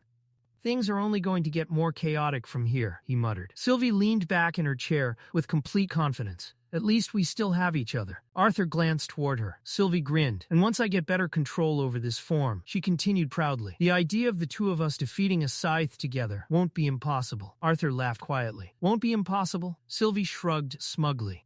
That's my optimistic phrasing. Arthur shook his head with amusement before staring up at the ceiling. Honestly, she wasn't entirely wrong. The odds still weren't good, but compared to before, they were far better than they used to be. Sylvie eventually moved beside him, laying across the bed lazily. If we have time later, she said, I want to spar with you. Arthur raised an eyebrow. You just want an excuse to hit me. That too, Sylvie admitted shamelessly. But I also want to test the limits of my aether control in this form. Arthur closed his eyes briefly. At this point, he muttered tiredly, We'll be lucky if we even get one uninterrupted night of sleep. The instant those words left his mouth, a loud, urgent knocking exploded against the door. Arthur slowly opened one eye. Sylvie stared at him in complete disbelief, before groaning dramatically. You jinxed it. Arthur let out a tired sigh before pushing himself off the bed. Arthur walked toward the door while muttering under his breath, At least give me a minute. The moment he opened it, a soldier standing outside immediately straightened his posture and saluted sharply. My apologies for the disturbance, Lance Arthur, the soldier said quickly. Commander Varian has requested your immediate presence. Arthur's expression turned serious almost instantly. At this hour? The soldier hesitated briefly before answering. In the dungeon, sir. Arthur's eyes narrowed slightly. The dungeon? That alone was enough to tell him this wasn't ordinary business. Something had happened. Arthur glanced back toward Sylvie for only a moment before stepping out into the hallway. I'll be back later, he said quietly. The atmosphere changed the deeper they descended. The warm, candlelit halls of the castle slowly gave way to cold stone passageways beneath the fortress. The air became damp and heavy. Torches flickered weakly against the walls. Arthur could already sense several powerful mana signatures gathered ahead. By the time he reached the lower chambers, his suspicion had fully turned into concern. Every single member of the council was already there. The moment Arthur arrived, Varian glanced toward him. Good, Varian said grimly. Now that everyone's here, we can proceed. Boone frowned deeply, clearly irritated at being dragged down into the underground chambers in the middle of the night. What exactly is all this about? He demanded. King Alduin nodded in agreement, exhaustion visible on his face. Could this truly not have waited until morning? Varian looked toward Entei, who stepped forward slightly before speaking. Master Gentry requested that the council be gathered immediately, he explained. He claims one of the prisoners has finally started talking. That instantly drew everyone's attention. Queen Priscilla narrowed her eyes. The retainer? She asked sharply. Varian shook his head slowly. We're not certain yet. Arthur immediately looked toward Entei. Where's Gentry? And if someone's finally speaking, why are we standing out here? Entei opened his mouth to answer. But before he could respond, the heavy metal door beside them suddenly creaked open. A thick cloud of dark smoke slowly poured out from the chamber. Several council members visibly recoiled at the smell that followed. Then Gentry stepped out. The old torturer calmly wiped his blood-covered hands with a cloth, as if cleaning dirt from simple labor. His expression remained completely casual despite the horrifying atmosphere surrounding him. My apologies for the delay, Gentry said politely. I was performing maintenance on the retainer's restraint system when I sent for everyone. Arthur immediately noticed fresh blood splattered across Gentry's sleeves. Virion wasted no time. What did the retainer say? Did you finally break him? Gentry smiled faintly. No. Queen Marielle's expression immediately darkened with fury. "Then why?" she snapped. "Did you drag us into this god-forsaken dungeon in the middle of the night?" Gentry remained perfectly calm despite her anger. "I may not have broken the retainer yet," he admitted. "But thanks to him, the traitor Radius has finally decided to speak." The atmosphere instantly shifted. Arthur's eyes narrowed. Radius. After everything that happened, after betraying Dicathen, after dividing the Dwarven kingdom from within, now he wanted to talk? Gentry continued. However, he added carefully, "There is one condition." Everyone waited silently. "He will only speak to Arthur." Every eye in the chamber immediately turned toward him. Buin's face twisted with rage. "That traitor split my kingdom in half. He destroyed the reputation of Darv and left me to clean up the mess afterward. And now he thinks he's in a position to make demands?" King Blaine folded his arms thoughtfully. "Perhaps he's trying to negotiate. A deal, maybe." Queen Mariel immediately rejected the idea. "If he wanted a deal," she said sharply, "he would have asked for Virion or another council member, not Arthur." Virion remained silent for a moment before finally speaking. "Maybe this has something to do with Elijah." Arthur's thoughts froze. The name alone was enough to stir old memories. Elijah. Even now, they still didn't know where he was or what had truly happened to him. Arthur's mind drifted unwillingly into the past. Their first meeting, Elijah's awkward smile, the academy, their battles together, the countless moments that slowly turned friendship into something deeper, something closer to brotherhood. Arthur clenched his fist slightly. Too many questions still remained unanswered, and somehow Radius might finally hold some of those answers. Gentry's voice interrupted his thoughts. It was difficult enough getting the traitor to speak at all. "If I may offer my opinion, it would be wise to take advantage of his willingness while it lasts." Silence filled the dungeon. The council members all looked toward Arthur now, waiting. The final decision rested with him. Arthur slowly turned toward Virion. Virion held his gaze for a long moment before giving a small nod. That was all the confirmation Arthur needed. Without another word, Arthur stepped forward. "Take me to him," he said coldly. Gentry smiled faintly before turning toward the dark corridor ahead. "This way, Lance Arthur," and together they disappeared deeper into the dungeon. Elsewhere, deep within the endless maze of the Eleanor Forest, Cersei sat quietly beside a small lake hidden beneath the dense canopy of ancient trees. Moonlight barely pierced through the thick fog hanging over the forest, but the still water reflected enough pale light to illuminate the exhausted Alacrian mage. For the first time in days, there was silence. No fighting, no arguing, no constant pressure from the mission. Only the soft sound of water shifting against the rocks and the distant whisper of wind moving through the trees. Cersei exhaled slowly as he removed part of his damaged armor and dipped a cloth into the lake water. Carefully, he began wiping dried blood and dirt from the cuts along his arms. He winced slightly. Still, it felt better than remaining covered in sweat, grime, and blood for another day. As he cleaned one of the deeper wounds near his shoulder, he leaned back against a nearby stone and closed his eyes briefly. Honestly, sneaking away from camp had absolutely been worth it. Cersei knew the others would complain if they found out, especially Fane, but after days of wandering through the cursed forest non-stop, he was starting to lose his mind. Of course, he hadn't been careless. Before coming here, he had carefully placed several concealment arrays nearby and checked the surroundings multiple times. Maeve's constant paranoia about being discovered was understandable, but so far their team had successfully avoided every elven patrol they encountered. Still, how was he supposed to complete this mission properly while feeling disgusting every second of the day? Cersei splashed water across his face with another tired sigh. Then, suddenly, Russell, his body, instantly froze. The bushes behind him shifted slightly. In the next instant, Cersei's entire expression sharpened. Mana surged quietly through his body as he immediately reached for his weapon, eyes locking onto the darkness behind him. The forest went silent. Another movement. Cersei stood up immediately, ready for an attack, but instead of an enemy, a familiar figure stepped awkwardly out from the bushes. "Relax," Cole whispered quickly while raising both hands. "It's just me." Cersei let out an annoyed breath. "Why did you follow me?" Cole shrugged his back of the head casually. "I wanted to make sure you were okay." Cersei stared at him for a moment before shaking his head in disbelief. "You left the barrier?" Cole shrugged. "I can't maintain it properly from this far anyway." Cersei immediately frowned. That answer only irritated him more. He quickly grabbed his mask from the ground and secured it back over his face before standing up fully. "We shouldn't be here," Cersei said firmly. "If Fane finds out both of us left our positions, he'll probably skin us alive." Cersei turned toward the forest, preparing to head back. But then, something changed. His body stiffened instantly. A cold sensation crawled down his spine. Someone was there. Cersei's eyes widened slightly as his mana sense spread outward through the fog. Behind them, Fast. Cole, before he could finish, 2 glowing green lights suddenly appeared within the darkness of the bushes. Eyes. Immediately after, several arrows exploded out of the fog at terrifying speed. Move. Cersei shouted. The 2 Alacrian instantly jumped apart as the arrows slammed into the ground where they had been standing moments earlier. Cole reacted quickly, swinging his hand outward. A burst of mana distorted the air around them, slightly altering the arrow's trajectory just enough for them to miss. The forest instantly erupted into chaos. Cersei's senses expanded desperately through the fog. 3 enemies, he said quickly. Elven scouts. More arrows cut through the trees toward them. We need to head back to camp now, Cersei warned. It's risky, but Fane and Maeve will be ready. Cole nodded immediately. The 2 sprinted through the forest as arrows continued chasing them through the fog. The elves were fast, far faster than normal soldiers.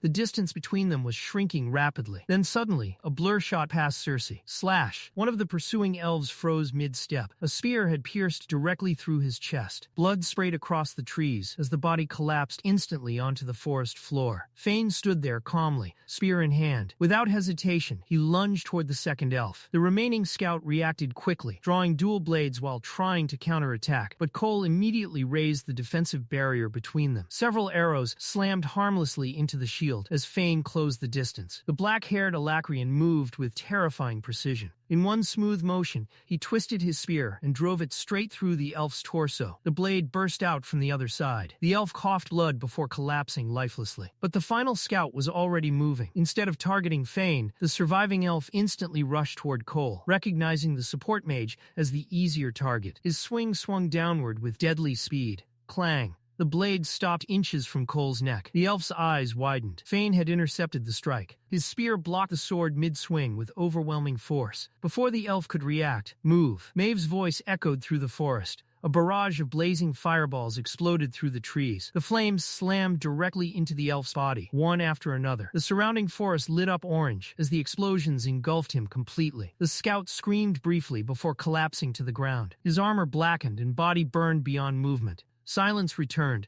Only the crackling flames remained. Fane turned immediately towards Cersei and Cole, fury already visible on his face. What the hell was that? He snapped. Cersei opened his mouth to explain, but Maeve interrupted instantly. Not now, she warned sharply while scanning the forest nervously. We need to move. Her expression was serious, far more serious than before. Explanations can wait. The group immediately began retreating toward camp together. But after several steps, Cersei stopped moving. The others quickly noticed. Fane turned back irritably. What now? Cersei stood completely still at the rear of the group. His body was trembling, not from exhaustion, not from fear, from what he was sensing. Maeve's expression slowly darkened. Cersei? Cersei's eyes remained locked on the darkness ahead. His face had gone pale beneath the mask. Then finally he spoke. There are more coming. Fane tightened his grip on his spear. How many? Cersei swallowed hard. When he answered, even his voice sounded shaken. A lot.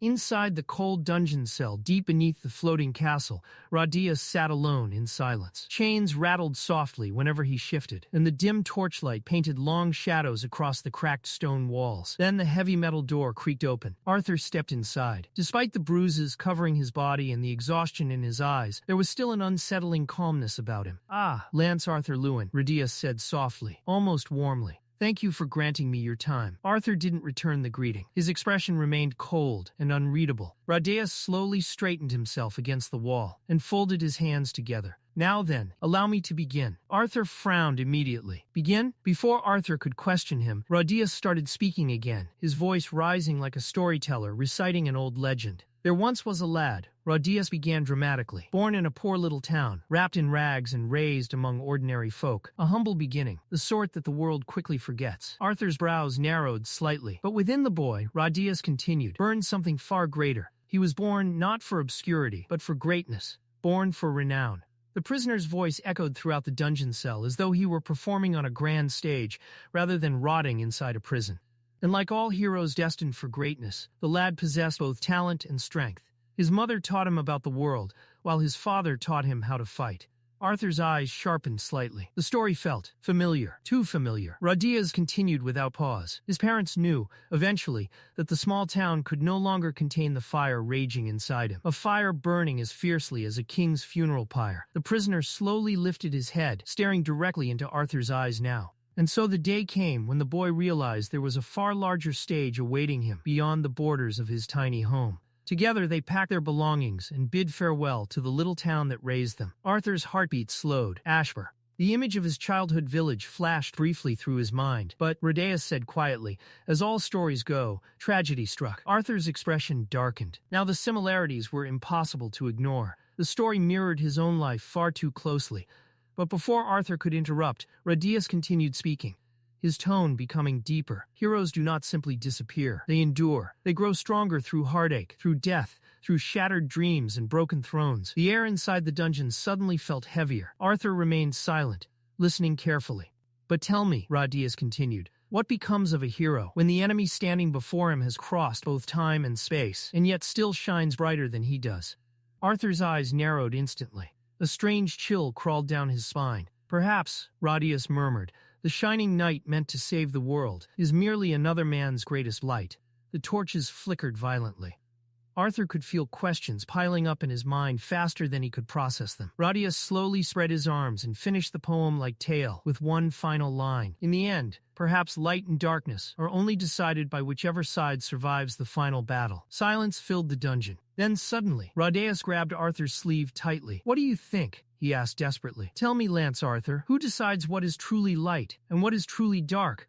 Arthur instantly shoved him away. Rhodeus crashed onto the stone floor with a grunt. Arthur stared down at him coldly, irritation flashing across his face. But instead of fear, Rhodeus laughed weakly. Good, he muttered while coughing. That confirms it. You're real. Arthur frowned. Rhodeus slowly pushed himself upright against the wall again. For a while he admitted quietly, I feared I was speaking to illusions, hallucinations. But no, this was real, which means my performance wasn't wasted after all. Arthur's expression hardened. It seems your time in this dungeon has damaged your mind. Rhodeus chuckled softly. Damaged? He repeated with amusement. Not insane? Not broken? Not cracked? He laughed again. No, you called me unbalanced. That's much kinder. Arthur remained silent. Rhodeus tilted his head slightly. You may choose to dismiss my words as nonsense, he said casually. Call them poetry. Call them madness. Ignore them entirely if you wish. What you do with them is no concern of mine. Arthur stepped closer. Explain the poem. Rhodeus smiled faintly. I thought a normal conversation would have been terribly boring, he admitted.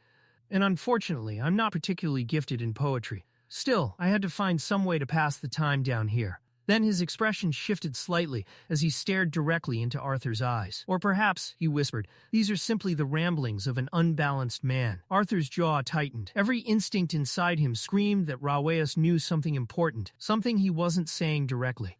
But the way he spoke, the riddles, the vague symbolism, it was infuriating. And Rhodeus only made it worse. You must admit, he added casually, the rhyming was somewhat catchy. That was enough. Arthur snapped. In an instant, he grabbed Rhodeus by the collar and slammed him violently against the wall. The dungeon trembled from the impact. You don't seem to understand your situation, Arthur growled coldly. You betrayed Dicathen. You divided kingdoms. You worked with the enemy. Rhodeus winced, but still smiled faintly through the pain. Arthur's grip tightened. You're going to spend a very long time in this prison, Arthur continued, his voice low and dangerous. And how unpleasant that time becomes depends entirely on how cooperative you are. Arthur shoved him away again. Rhodeus collapsed to the floor, coughing violently. Arthur looked down at him with icy frustration. Now is not the time to worry about whether your poems sound catchy. Rhodeus coughed once more before laughing weakly. Oh, trust me, he muttered. I know exactly what kind of prison I'm in. Slowly, he looked back up at Arthur. And I already told you exactly what I wish to say. Whether you understand it is no longer my concern. Later that night, Arthur returned to his room completely exhausted. The castle halls were quiet now, but his mind was louder than ever.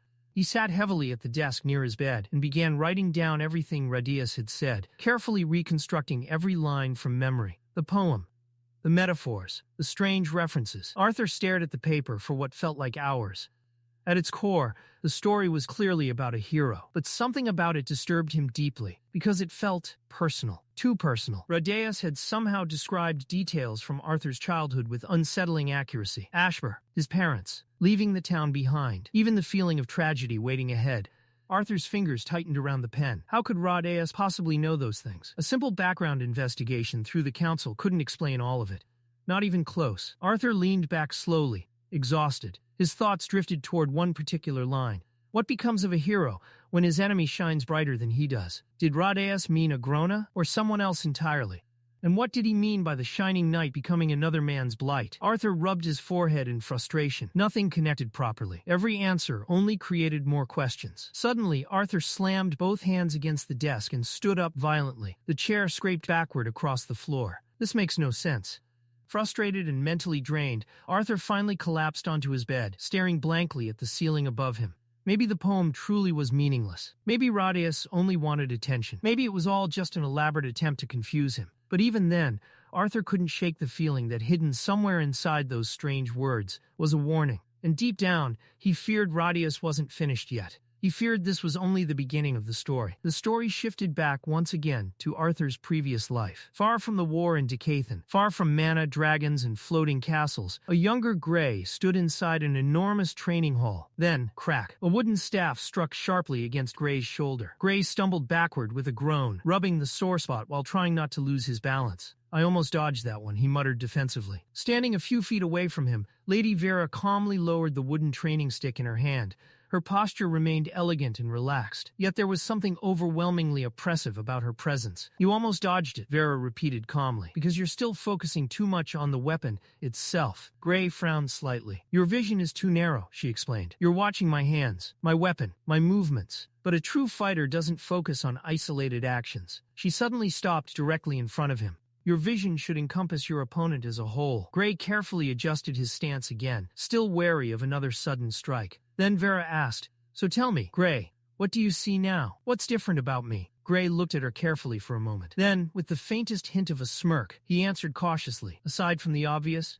For a second, Vera simply stared at him.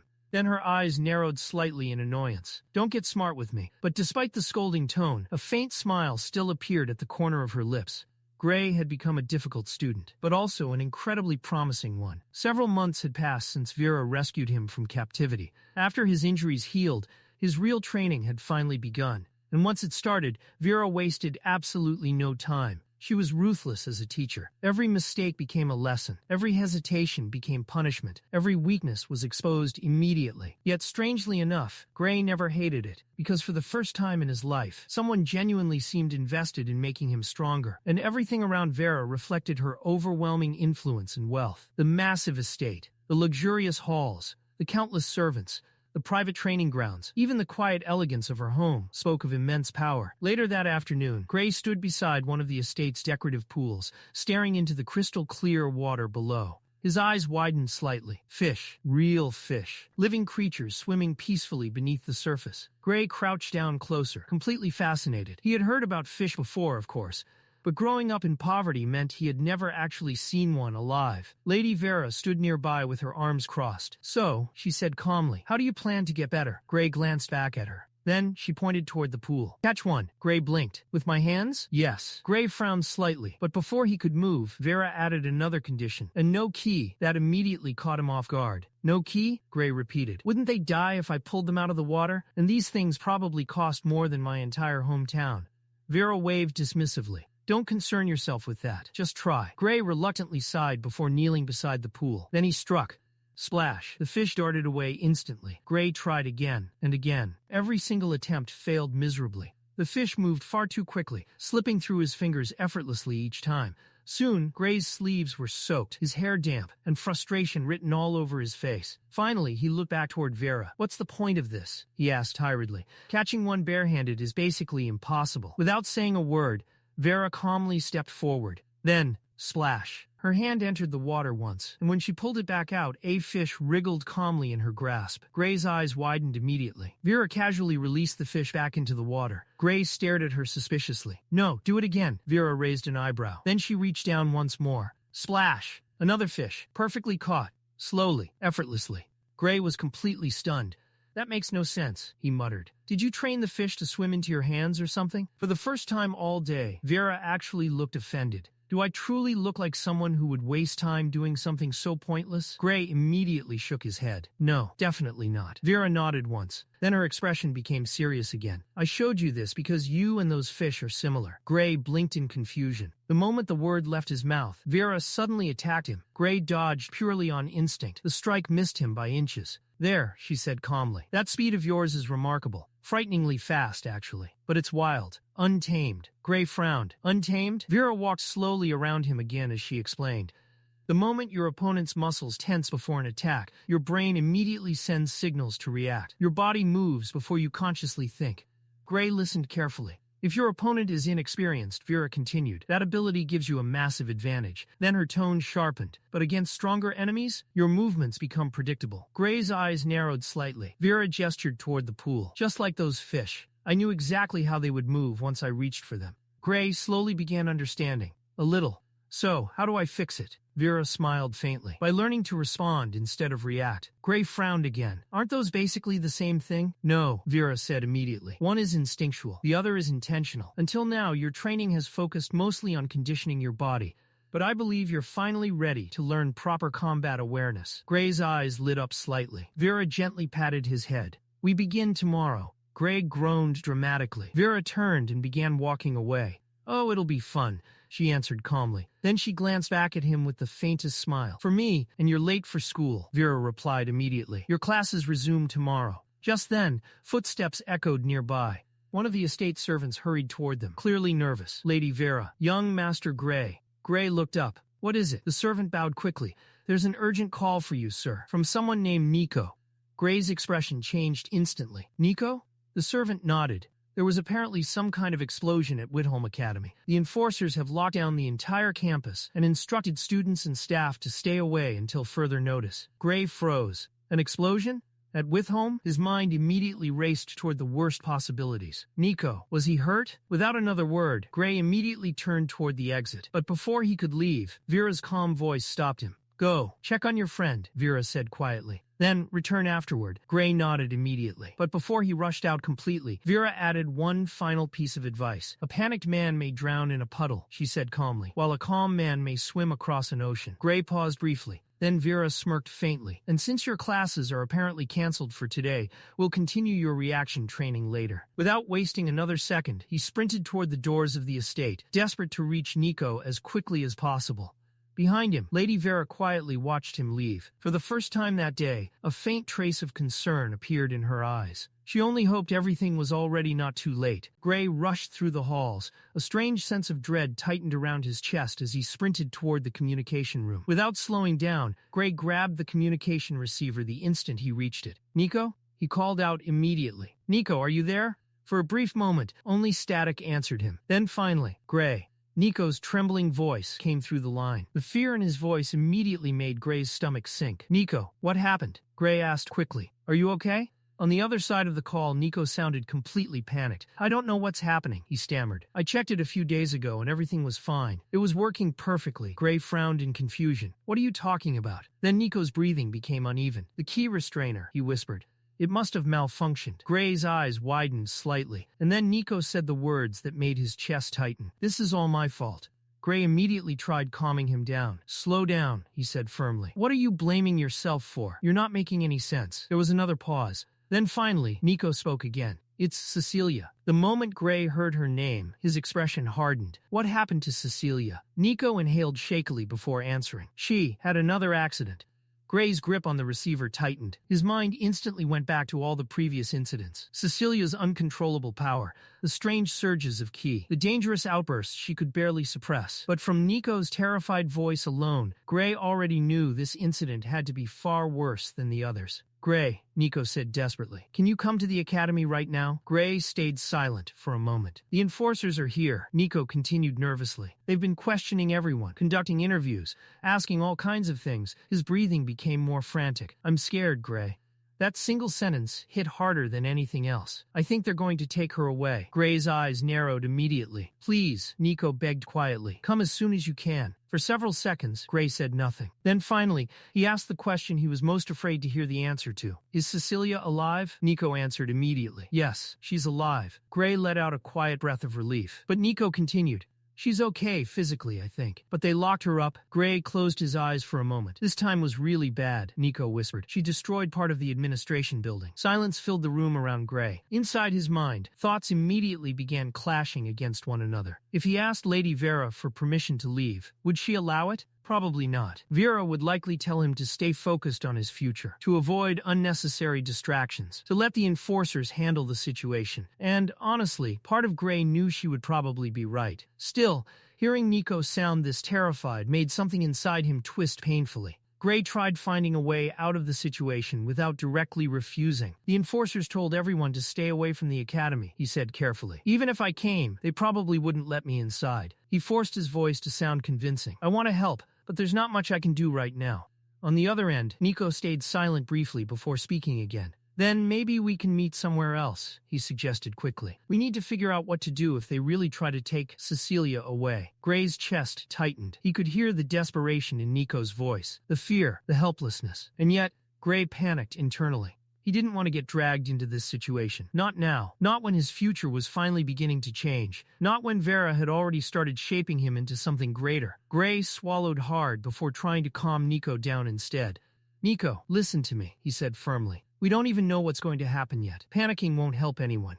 Then, almost unconsciously, he repeated the same words Vera had told him earlier that day. A panicked man can drown in a puddle, Gray said slowly, trying to remember the exact quote, but a calm man can swim across an ocean, or something like that. He rubbed his forehead awkwardly. The point is, we need to stay calm. Nico took a shaky breath. Yeah.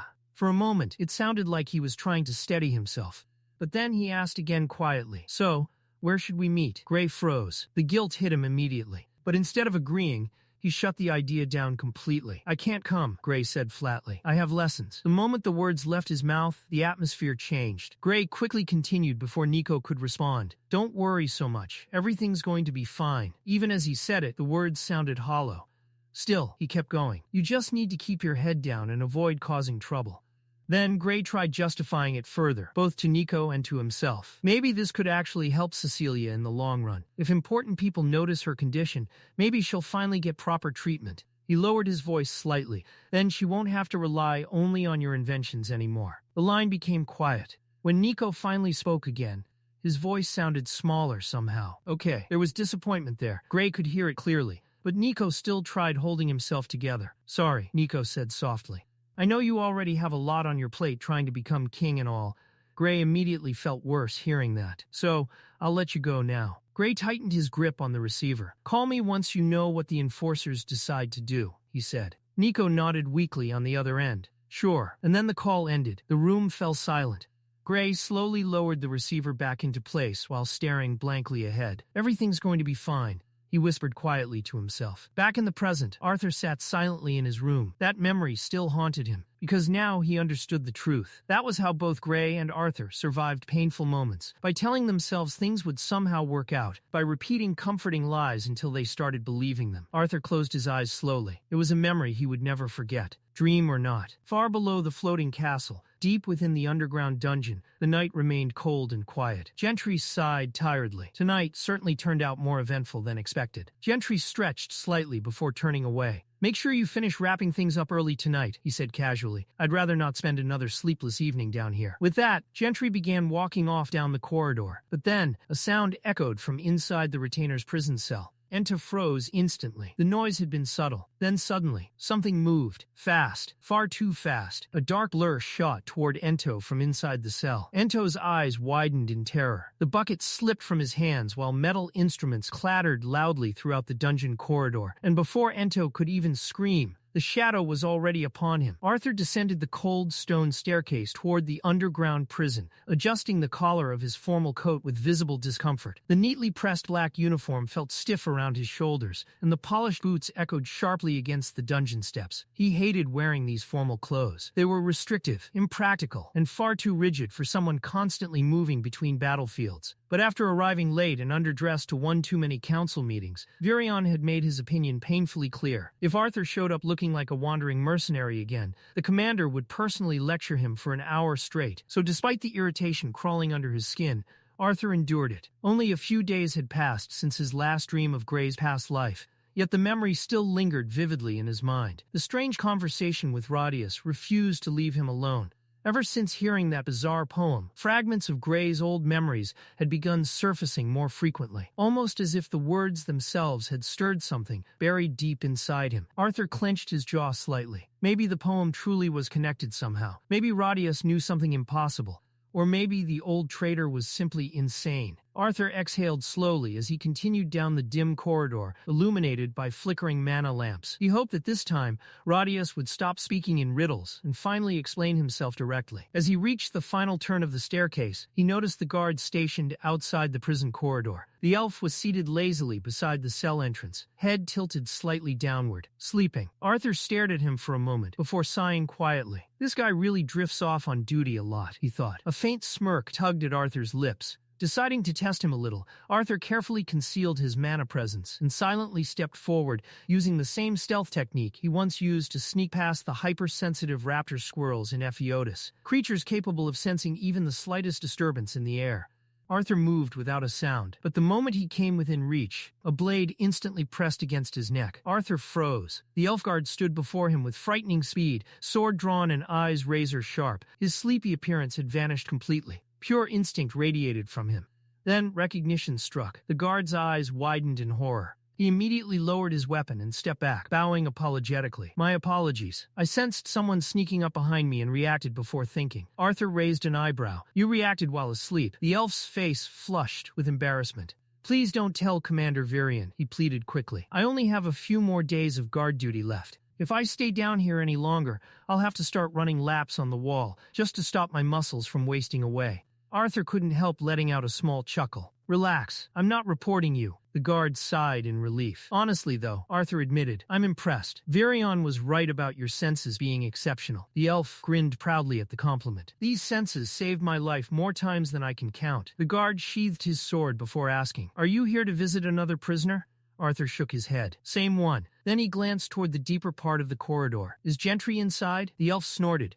"There hasn't been a single moment where he hasn't been inside." Arthur blinked. "Wait, he sleeps down here too?" The elf nodded immediately. With all the smell and blood and screaming, apparently, both of them grimaced at the same time. "That's disgusting," Arthur muttered. "It really is." They continued their conversation as Arthur asked whether the elf at least had his own room, and hopefully somewhere far away from these depths of despair. The elf let out a tired laugh and said that he did, but he still couldn't wait to finish his assignment there and finally return home. Arthur glanced at him curiously. "You're not returning to the battlefield?" The elf shook his head. "I'm being reassigned to the Elshire Forest." Then a faint smile crossed his face. "That's what I meant by home." Arthur paused slightly. The Elshire Forest, the memory resurfaced immediately. The towering trees, the thick mana fog, the strange silence hidden beneath the forest's beauty. The first time Arthur entered Elshire, he had only been a child, and it had been entirely by accident. The elf stopped walking for a second, clearly surprised. "You?" Arthur nodded. "When I was younger." The guard stared at him in disbelief. "Not many humans enter the Elshire Forest and come back alive," he muttered, "much less a child." Arthur smiled faintly. "I'll tell you the story someday if you tell me why you're getting demoted to guard duty."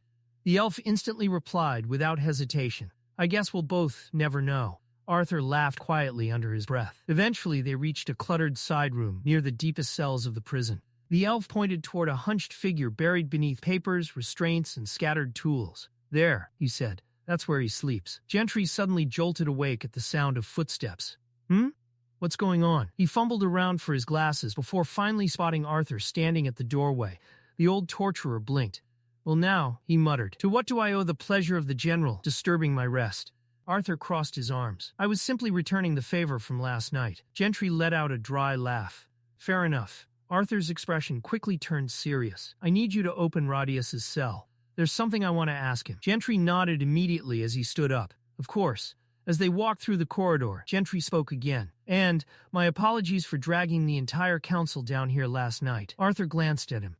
"You thought Rodius was finally going to reveal something important. I still think he might." Arthur remained silent for a moment. "That's why I'm here." The deeper they walked, the colder the air became. Eventually, they arrived outside Uto's reinforced containment chamber. Arthur frowned slightly. Something felt wrong. Gentry reached for the mechanism and slowly opened the chamber door. The moment the door creaked open, dark smoke spilled into the hallway. Arthur's eyes narrowed instantly. Gentry froze. The elf guard immediately stepped forward with his sword drawn. As the smoke slowly cleared, the horrifying scene inside became visible.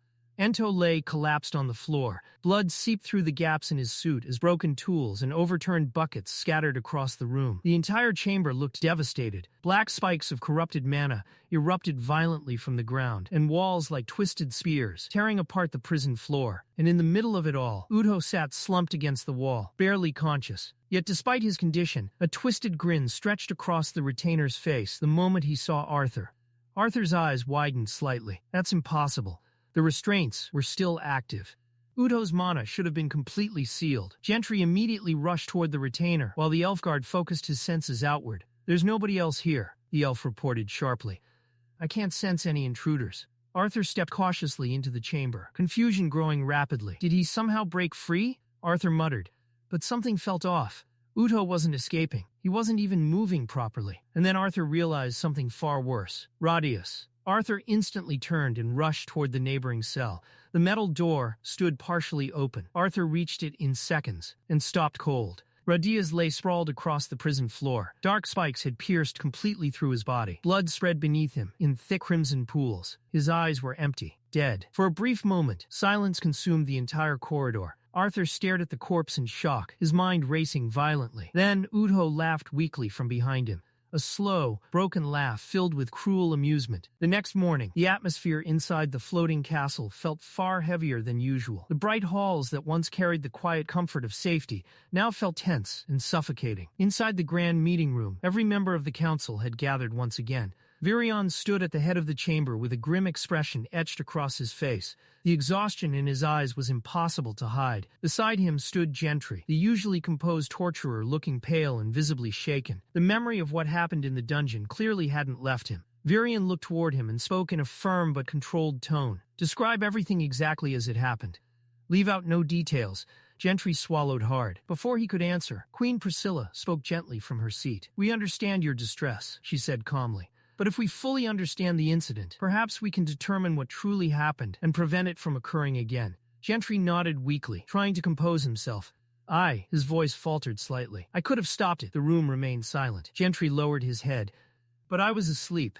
King Blaine narrowed his eyes. "You didn't hear anything at all?" Before Gentry could answer, the elf guard Albald stepped forward. "I can personally assure the council," he said confidently, "that if there had been any struggle or intrusion, I would have heard it, even from the first floor of the dungeon." Arthur glanced briefly toward the elf. After witnessing his senses firsthand earlier that morning, Arthur knew the man wasn't exaggerating. Then Arthur himself spoke. "As I mentioned before," he said steadily, "by the time we arrived, they were already dead." Queen Mariel turned toward him immediately. "Then explain exactly what you saw." Arthur nodded once before recounting the scene carefully. "When we entered the chamber, the room was already covered in black spikes. Ento was still barely alive at the time. Albold continued from there. Udo was leaning halfway outside his cell," the elf explained. "One of the spikes had pierced directly through his mana core. We couldn't determine whether he escaped on his own or whether someone helped him." He paused briefly before continuing. "I intended to investigate the chamber further while General Arthur. I went to Radaeus' cell." Arthur finished for him. The room grew even quieter. "I wanted answers regarding the poem he recited the previous night," Arthur explained. "But when I reached the cell, Radaeus was already dead." Arthur's eyes hardened slightly as the image resurfaced again in his mind. His body had been pierced straight through the heart by the same black spikes. Several council members grimly exchanged looks. Arthur continued calmly. Gentry had been sleeping near the chamber, and Albold was guarding the main entrance. "Earlier this morning, Albald was capable of detecting me even after I completely concealed my mana presence." Arthur looked toward the council directly, and between the prison levels and the upper floors, there were numerous guards stationed throughout the castle. If someone truly infiltrated this place, Arthur paused slightly. They left absolutely no traces behind. Silence settled heavily across the room. The situation made no sense. Virion eventually spoke. "Since every witness account aligns perfectly," he announced, "the council has concluded that none of you were involved in the deaths." Gentry visibly relaxed slightly at those words, though the guilt still remained written across his face. Arthur remained silent, but internally his thoughts continued racing. The deaths of Radaeus and Uto were catastrophic. Not only had Dicathen lost 2 major prisoners, but one of them had been a retainer living proof that the enemy could bleed.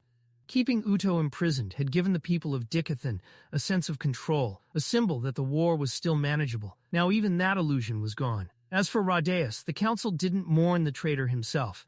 But the information buried with him was another matter entirely. Virion eventually turned toward Gentry. You are granted temporary bereavement leave until the council requires your services again. Gentry bowed deeply. Understood. Virion then looked toward Albald. You will return to the Elshire Forest immediately and assist the forces stationed there.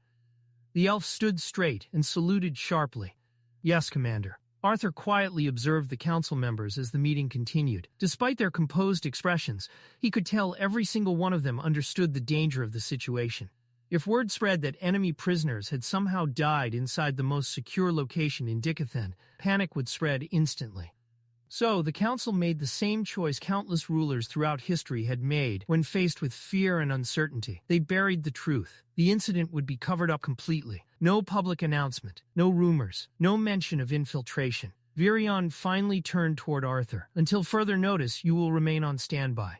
Arthur bowed slightly. Understood. The meeting eventually ended, and one by one, the council members departed the chamber in exhausted silence. Later, Arthur found Virion standing alone beside one of the massive castle windows. The old commander stared quietly at the floating city below.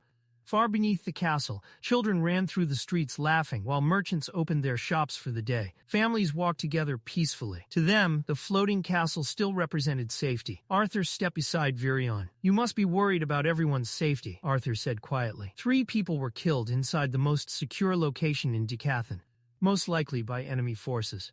Virion didn't answer immediately. Instead, he continued looking outside. After a long pause, he finally spoke. Do you really think I'd allow civilians to remain here if I believed they were in danger?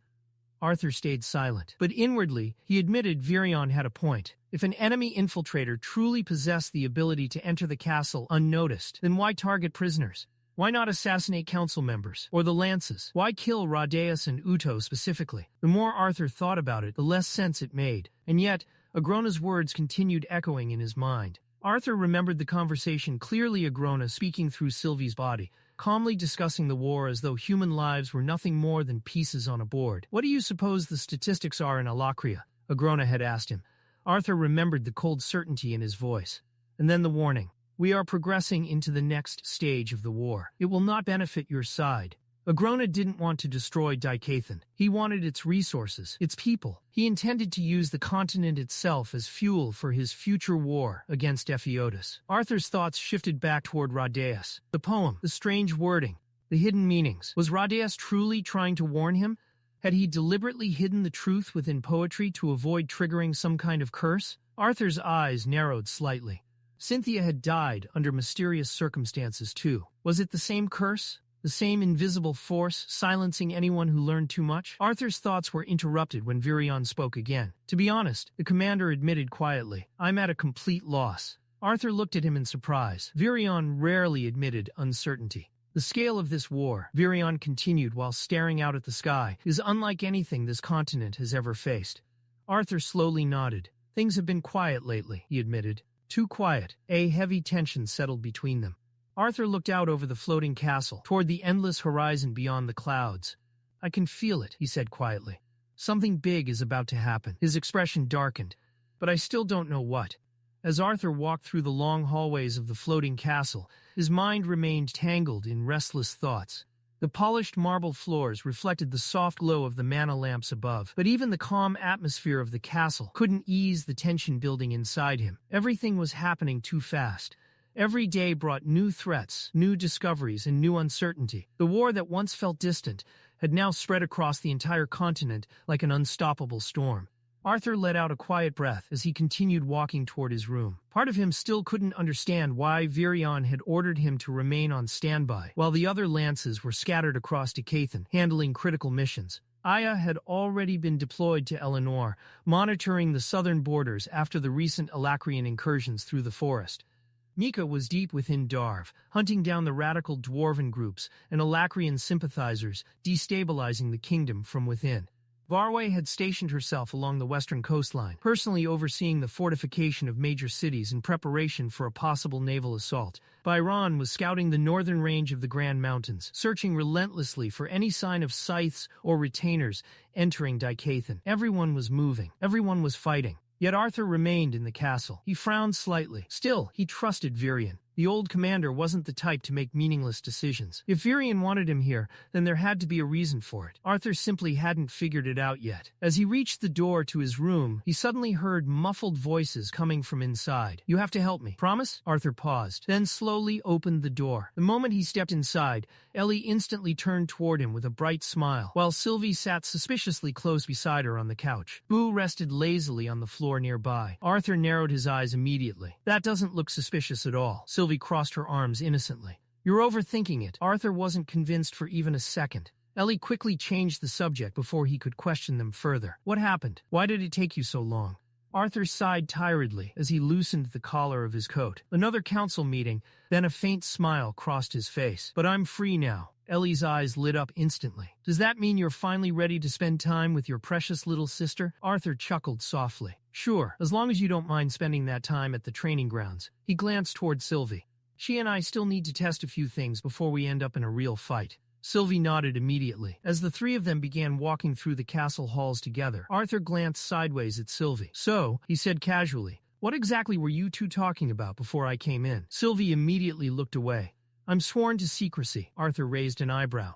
"That makes it sound even more suspicious." Ellie quickly avoided eye contact. Arthur shook his head with a helpless smile as they continued toward the training grounds. Despite everything happening around them, seeing Ellie and Sylvie getting along so naturally genuinely made him happy. Eventually, they arrived at the massive indoor training hall. The moment Arthur pushed the heavy doors open, the familiar scent of stone, metal, and burned mana filled the air. Arthur stepped into the center of the room before stretching his arms casually.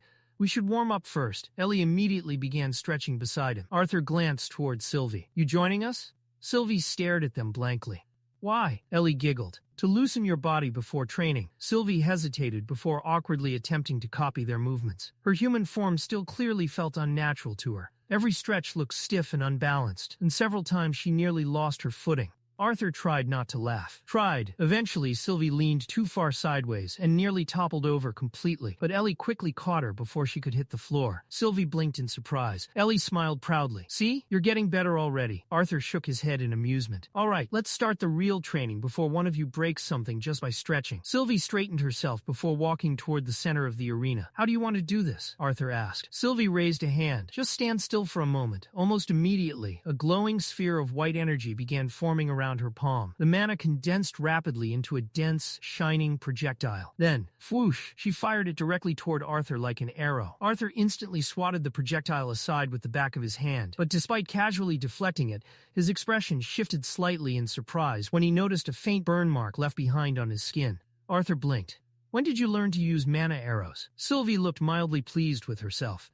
"Watching Ellie manipulate elemental mana gave me a few ideas." Then several more glowing arrows rapidly formed around her hands. Including how to better take advantage of my own traits, the arrows shot toward Arthur one after another. This time Arthur caught the projectiles directly in his hands before they could explode. His eyes narrowed thoughtfully. Interesting. He examined the dense mana carefully. Compared to Ellie's arrows, these are much more compact, almost solid. He looked back towards Sylvie. The raw destructive output isn't especially high, but the mana density is absurd. They don't dissipate immediately after impact either. Arthur quickly realized that although Sylvie drew inspiration from Ellie's techniques, the composition of the spell itself was completely different. Ellie manipulated elemental mana. Sylvie manipulated pure mana itself. Sylvie folded her arms confidently. Dragons can only manipulate ether and pure mana. Arthur glanced at the glowing energy still lingering around her hands. Then what exactly is this arrow? Sylvie hesitated slightly. "I'm not entirely sure." That answer immediately caught Arthur's attention. Sylvie looked down at her hands thoughtfully.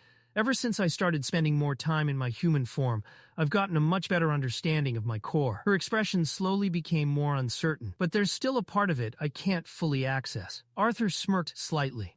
"Maybe you'll unlock it once you get stronger." Then dozens of fireballs suddenly materialized around him. The temperature inside the training room instantly rose. "For now," Arthur continued, "let's test how versatile your control over pure mana really is." The fireballs launched simultaneously. The arena exploded into flames. Ellie quickly shielded herself from the heat while Boo growled uneasily. But when the fire finally cleared, Sylvie stood completely unharmed. A translucent white mana barrier surrounded her body flawlessly. Not even a scratch reached her. Arthur immediately followed with another attack, this time summoning sharp, flaming arrows. Create separate panels, he instructed calmly. Block each projectile individually. The arrows shot forward. Sylvie reacted instantly. Several floating mana shields materialized around her body, intercepting every single arrow with perfect timing. Arthur nodded approvingly, then vanished. In the next instant, he appeared directly behind Sylvie in her blind spot. Arthur swung his blade toward her side, attempting to catch her off guard. But before the strike could land, black and violet dragon scales instantly spread across Sylvie's arm, hardening into armor. Clang! Arthur's attack bounced harmlessly away. Sylvie turned toward him smugly. Arthur couldn't help smiling. Your mana control is impressive, he admitted honestly, and your reserves are massive. He studied the scales covering her arm. Your natural defenses are strong too, even if this form slows your physical movement slightly. Then his expression became more serious. But your attacks still aren't strong enough to threaten a retainer or scythe yet. Sylvie nodded without arguing. My defenses are weaker in this form too, she admitted, and you definitely held back just now. She glanced toward Dawn's ballad resting in Arthur's hand. If you actually swung seriously with that sword, I probably would have lost an arm. Arthur smiled slightly but didn't deny it. Sylvie continued explaining. My mana control is far better in this form, but my dragon form allows me to release much larger amounts of mana at once. Arthur nodded thoughtfully. Less refined, but more destructive. Exactly. Arthur then raised a hand again. One more test. Sylvie tilted her head curiously. Create a square mana panel in front of me, Arthur instructed, and keep it stable. A glowing shield appeared instantly before him. Arthur took a stance, then struck it. The impact shook the entire arena floor. But the shield didn't break. Arthur's eyes widened slightly in genuine surprise. Good. Then he pointed toward the opposite side of the room. How far can you maintain control? Sylvie sent the shield floating across the arena, while Arthur observed carefully. Keep moving it. The shield twisted, rotated, accelerated, and shifted direction rapidly through the air while Sylvie maintained full control over it. Arthur watched closely, then suddenly spoke again.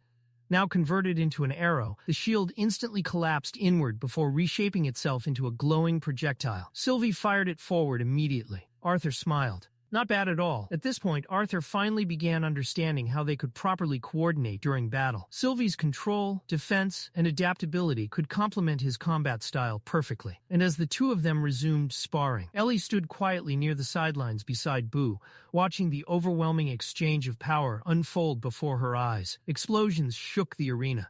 Mana clashed violently. Arthur and Sylvie moved at speeds Ellie could barely follow. And for the first time in a long while, Ellie truly realized just how massive the gap between her and them had become. As Arthur and Sylvie finally wrapped up their training session, the lengthy sparring session had given Arthur a much clearer understanding of Sylvie's current abilities in her human form, as well as the strengths and limitations they would need to account for in future battles.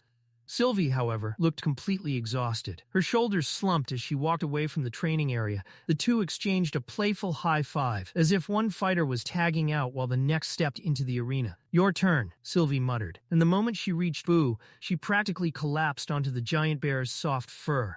Boo let out a low grunt of surprise, but didn't move, allowing the tired dragon to use him as a living pillow. Arthur couldn't help but chuckle. Get some rest. At that moment, Ellie stepped forward with obvious excitement shining in her eyes. She tightened her grip on her bow and practically bounced on her feet as she approached the center of the training field. Through their mental connection, Sylvie immediately spoke to Arthur. Don't go too hard on her. Arthur raised an eyebrow. Why? Because she's been looking forward to this all day, Sylvie replied, and she really wants to impress you. Arthur glanced toward Ellie, who was already drawing her bowstring with an eager expression. A small smile appeared on his face. There won't be any fun in that, he answered. Ellie planted her feet firmly and raised her bow. I'm ready. Arthur nodded. Let's see what you've got. Without warning, he stomped lightly against the ground.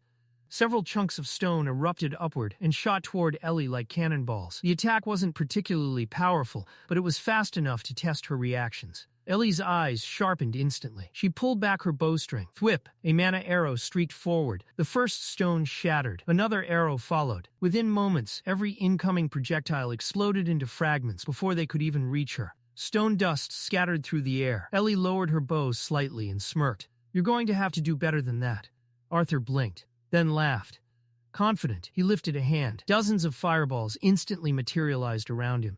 The glowing spheres floated in the air like miniature suns, filling the training grounds with heat. Arthur glanced toward Sylvie. At this rate, he said, I might not even get the chance to go easy on her. Arthur smiled.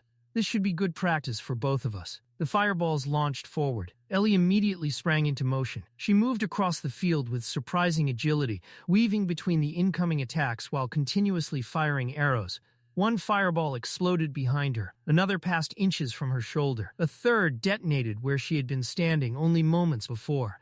Yet throughout the entire barrage, her aim never wavered. Mana arrows flew from her bow one after another. Arthur watched carefully. Her draw speed had improved significantly. More importantly, her movement was becoming increasingly natural during combat. But Arthur wasn't finished. Cold mana gathered around him.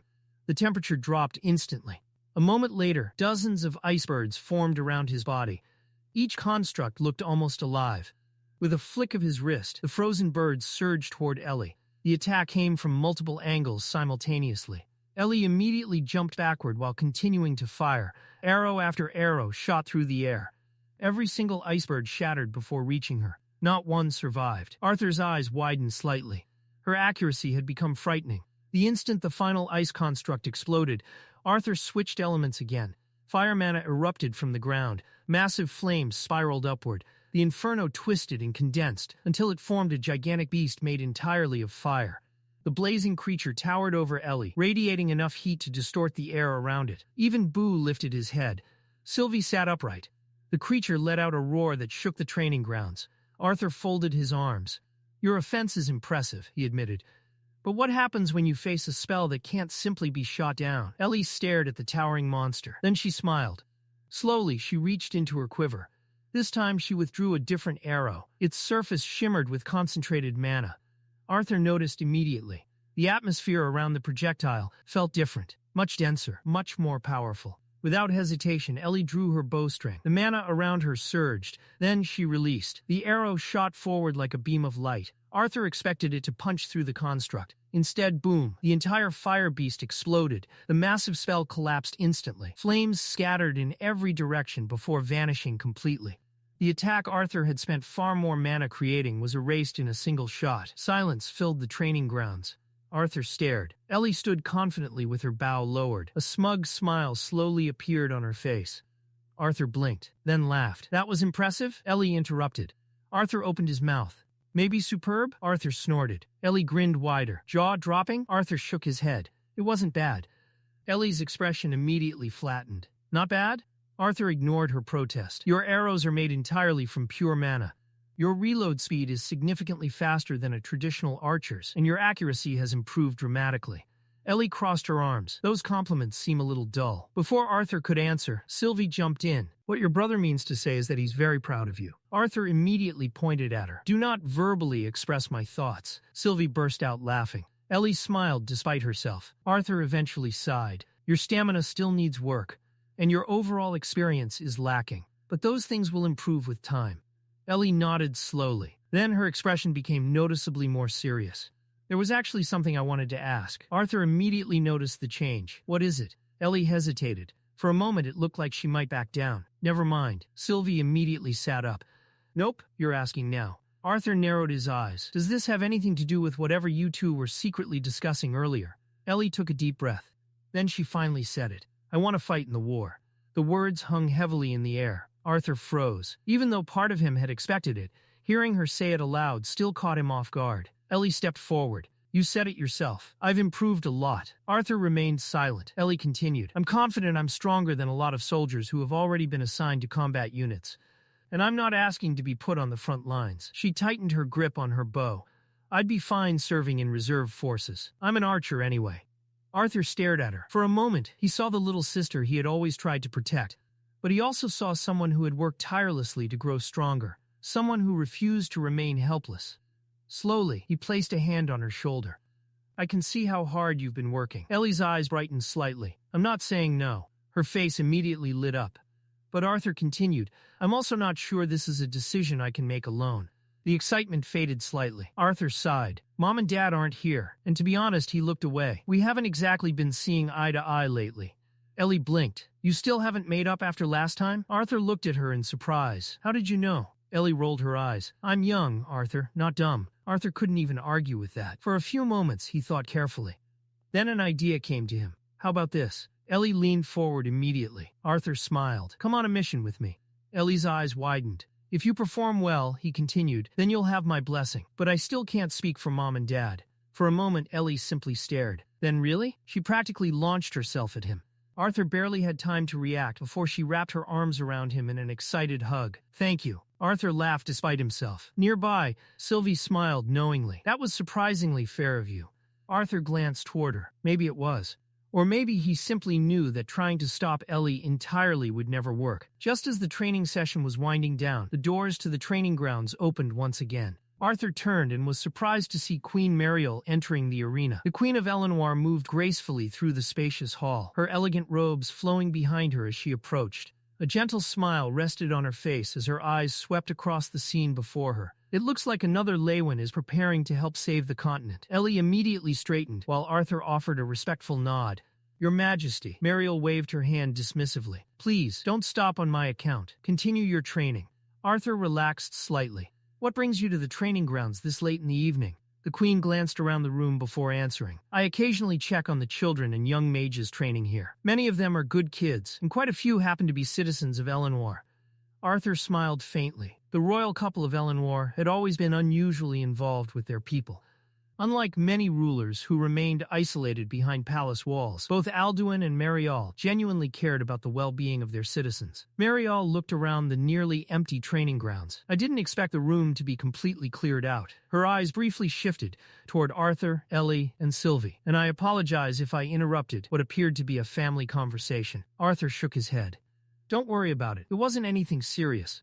The Queen raised an eyebrow. Really?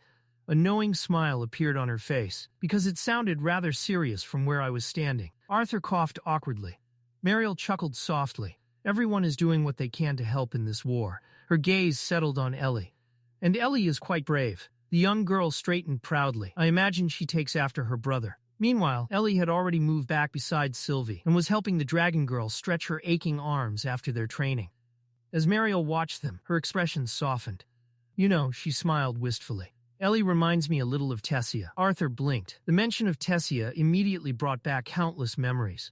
Mariel laughed quietly. Do you remember the incident when Tessia overheard the castle chefs complaining about missing meat? Arthur immediately laughed. How could I forget? The memory was still vivid. Tess practically dragged me into an investigation. His smile widened. She was convinced some kind of criminal mastermind was operating inside the castle. Mariel covered her mouth as she laughed. And after all that effort, Arthur shook his head. We caught Virion stealing food, red-handed, Mariel added. The two shared a brief laugh. Arthur still remembered the sight of Virion sneaking around, despite supposedly being on a strict diet. Mariel's smile gradually faded into something more nostalgic. Tessia invited me to join her investigation at the time. Her gaze drifted toward the distance. But I was too busy dealing with tri-union meetings. She sighed softly. Back then, I thought those meetings were the most exhausting part of my life. A trace of sadness entered her voice. The endless debates, the politics, the disagreements. Her eyes lowered slightly. But honestly, she paused. Those were some of the most peaceful days we've ever had. Silence filled the room. Arthur understood exactly what she meant. Back then, the continent's biggest problems had been political disputes and trade negotiations. Now they were fighting for survival. Mariel smiled sadly. We should have appreciated those days more. For a moment, nobody spoke. Eventually, Mariel straightened herself and turned toward the exit. I should let you all get some rest. She offered them a final smile. Good night. As she began walking away, Arthur suddenly called out, Your Majesty. Mariel stopped and looked back. Arthur met her eyes. With the council's guidance, his voice carried a quiet determination. The Lances and I will do everything we can to make sure those peaceful days return. For a brief moment, Mariel simply stared at him. Then she smiled. A genuine smile. One filled with hope. I believe you will. With that, she left the training grounds. The doors closed behind her. Arthur, Ellie, and Sylvie stood in silence for several moments afterward. Each of them understood what was truly at stake. They weren't just fighting for victory. They were fighting for the chance to return to simpler days. The next 4 days passed quickly. Arthur spent nearly every waking hour training alongside both Ellie and Sylvie. Whenever he wasn't attending meetings or studying reports, he was in the training grounds helping them improve while simultaneously refining his own abilities. Despite already being a white core mage, Arthur continued pushing himself further. One of the areas he focused on was earth magic. Specifically, golem creation. Large stone constructs rose from the ground under his command, but controlling them properly proved far more difficult than he had expected. The larger the construct became, the harder it was to maintain precise control. Arthur couldn't help but think about Ulfrid. The dwarf had manipulated stone golems effortlessly. Then, his thoughts drifted toward Ren Kane. The eccentric Acheron inventor likely could have explained the process in minutes. Unfortunately, neither of them were here, and even if they were, Arthur doubted they would willingly give him lessons. Meanwhile, Ellie and Sylvie pushed themselves just as hard. By the end of each training day, both girls were usually physically and mentally exhausted. Ellie's control over pure mana continued improving steadily. She became increasingly efficient at creating and manipulating mana arrows without unnecessarily draining her core. Her precision improved. Her speed improved. Even her instincts during combat became sharper. Sylvie also continued making progress. Although she still hadn't unlocked any new abilities hidden within the depths of her core, her confidence in her human form grew significantly. Her movements became smoother, her balance improved, and controlling pure mana became almost second nature. Unfortunately, they still hadn't discovered whatever mysterious power remained dormant within her. Still, progress was progress. The three of them also spent time discussing battlefield coordination. While they never fully practiced fighting together as a unit, Arthur began forming strategies in his mind based on Sylvie's defensive abilities and Ellie's ranged attacks. Both girls were clearly becoming stronger. On the fourth day, after another exhausting session, Ellie and Sylvie collapsed onto the training ground floor simultaneously. Neither had enough energy left to stand. Arthur looked down at them and laughed. That was fun. Sylvie groaned. Maybe for you. Ellie nodded immediately. Definitely only for him. After resting for several minutes, Ellie looked towards Sylvie. Your pure mana attacks are getting way more versatile. She sat up slightly. And your shields are ridiculous. They hold up even against Arthur's elemental spells. Arthur immediately flicked her forehead. You shouldn't compare yourself to Sylvie. Ellie rubbed her head. Why not? Arthur pointed toward the dragon girl. Because she's a dragon. Sylvie proudly nodded. A very important detail. Arthur continued. Pure mana is practically all dragons can manipulate. And Aether, Sylvie added. He sat down beside them. For human mages, pure mana works differently. Ellie listened carefully. Arthur explained. Pure mana comes directly from a mage's core. It takes time to gather and purify. Elemental magic also draws from your core, but it additionally utilizes ambient mana from the environment. The small sphere floated above his hand. Pure mana spells are harder because they originate entirely from the caster. And once they're released, they're usually more difficult to control. Arthur looked directly at Ellie. That's why your ability to detonate mana arrows after firing them is genuinely impressive. Ellie's eyes widened. Really? Arthur nodded. A huge smile immediately spread across her face. The compliment clearly meant more to her than she wanted to admit. Then Ellie suddenly turned towards Sylvie, a spark of excitement lighting up her eyes. Can you make those moving panels again? I want to practice hitting them. Sylvie glanced over at her and smirked, clearly amused by the challenge. Then I should probably practice reacting to your arrows too. But then the doors to the training ground suddenly burst open. All three immediately turned. A soldier rushed into the room. His breathing was uneven, and his expression was tense. The moment Arthur saw his face, his own expression hardened. Something was wrong. The soldier quickly approached and saluted. Arthur stepped forward. What happened? The soldier swallowed. News has arrived from the wall. The atmosphere instantly changed. Every trace of relaxation vanished. Arthur's eyes narrowed. The soldier continued. A massive horde of corrupted beasts has been sighted. His voice grew even more serious. They're moving directly toward the wall. Silence fell over the training grounds. Now, the reality of war had come crashing back. The moment the soldier delivered the report, Arthur immediately understood what it meant. The smaller attacks and scattered skirmishes that had been occurring across the continent suddenly made sense. They had never been intended to achieve anything significant on their own. They had been probes, carefully planned tests meant to gauge Dicathen's defenses and reactions before the enemy committed to something far larger. A full-scale assault was coming. Arthur's expression hardened. Has the council been informed? He asked without hesitation. The soldier nodded immediately. Yes, Lance Arthur. The council has already been notified. Preparations are underway as we speak.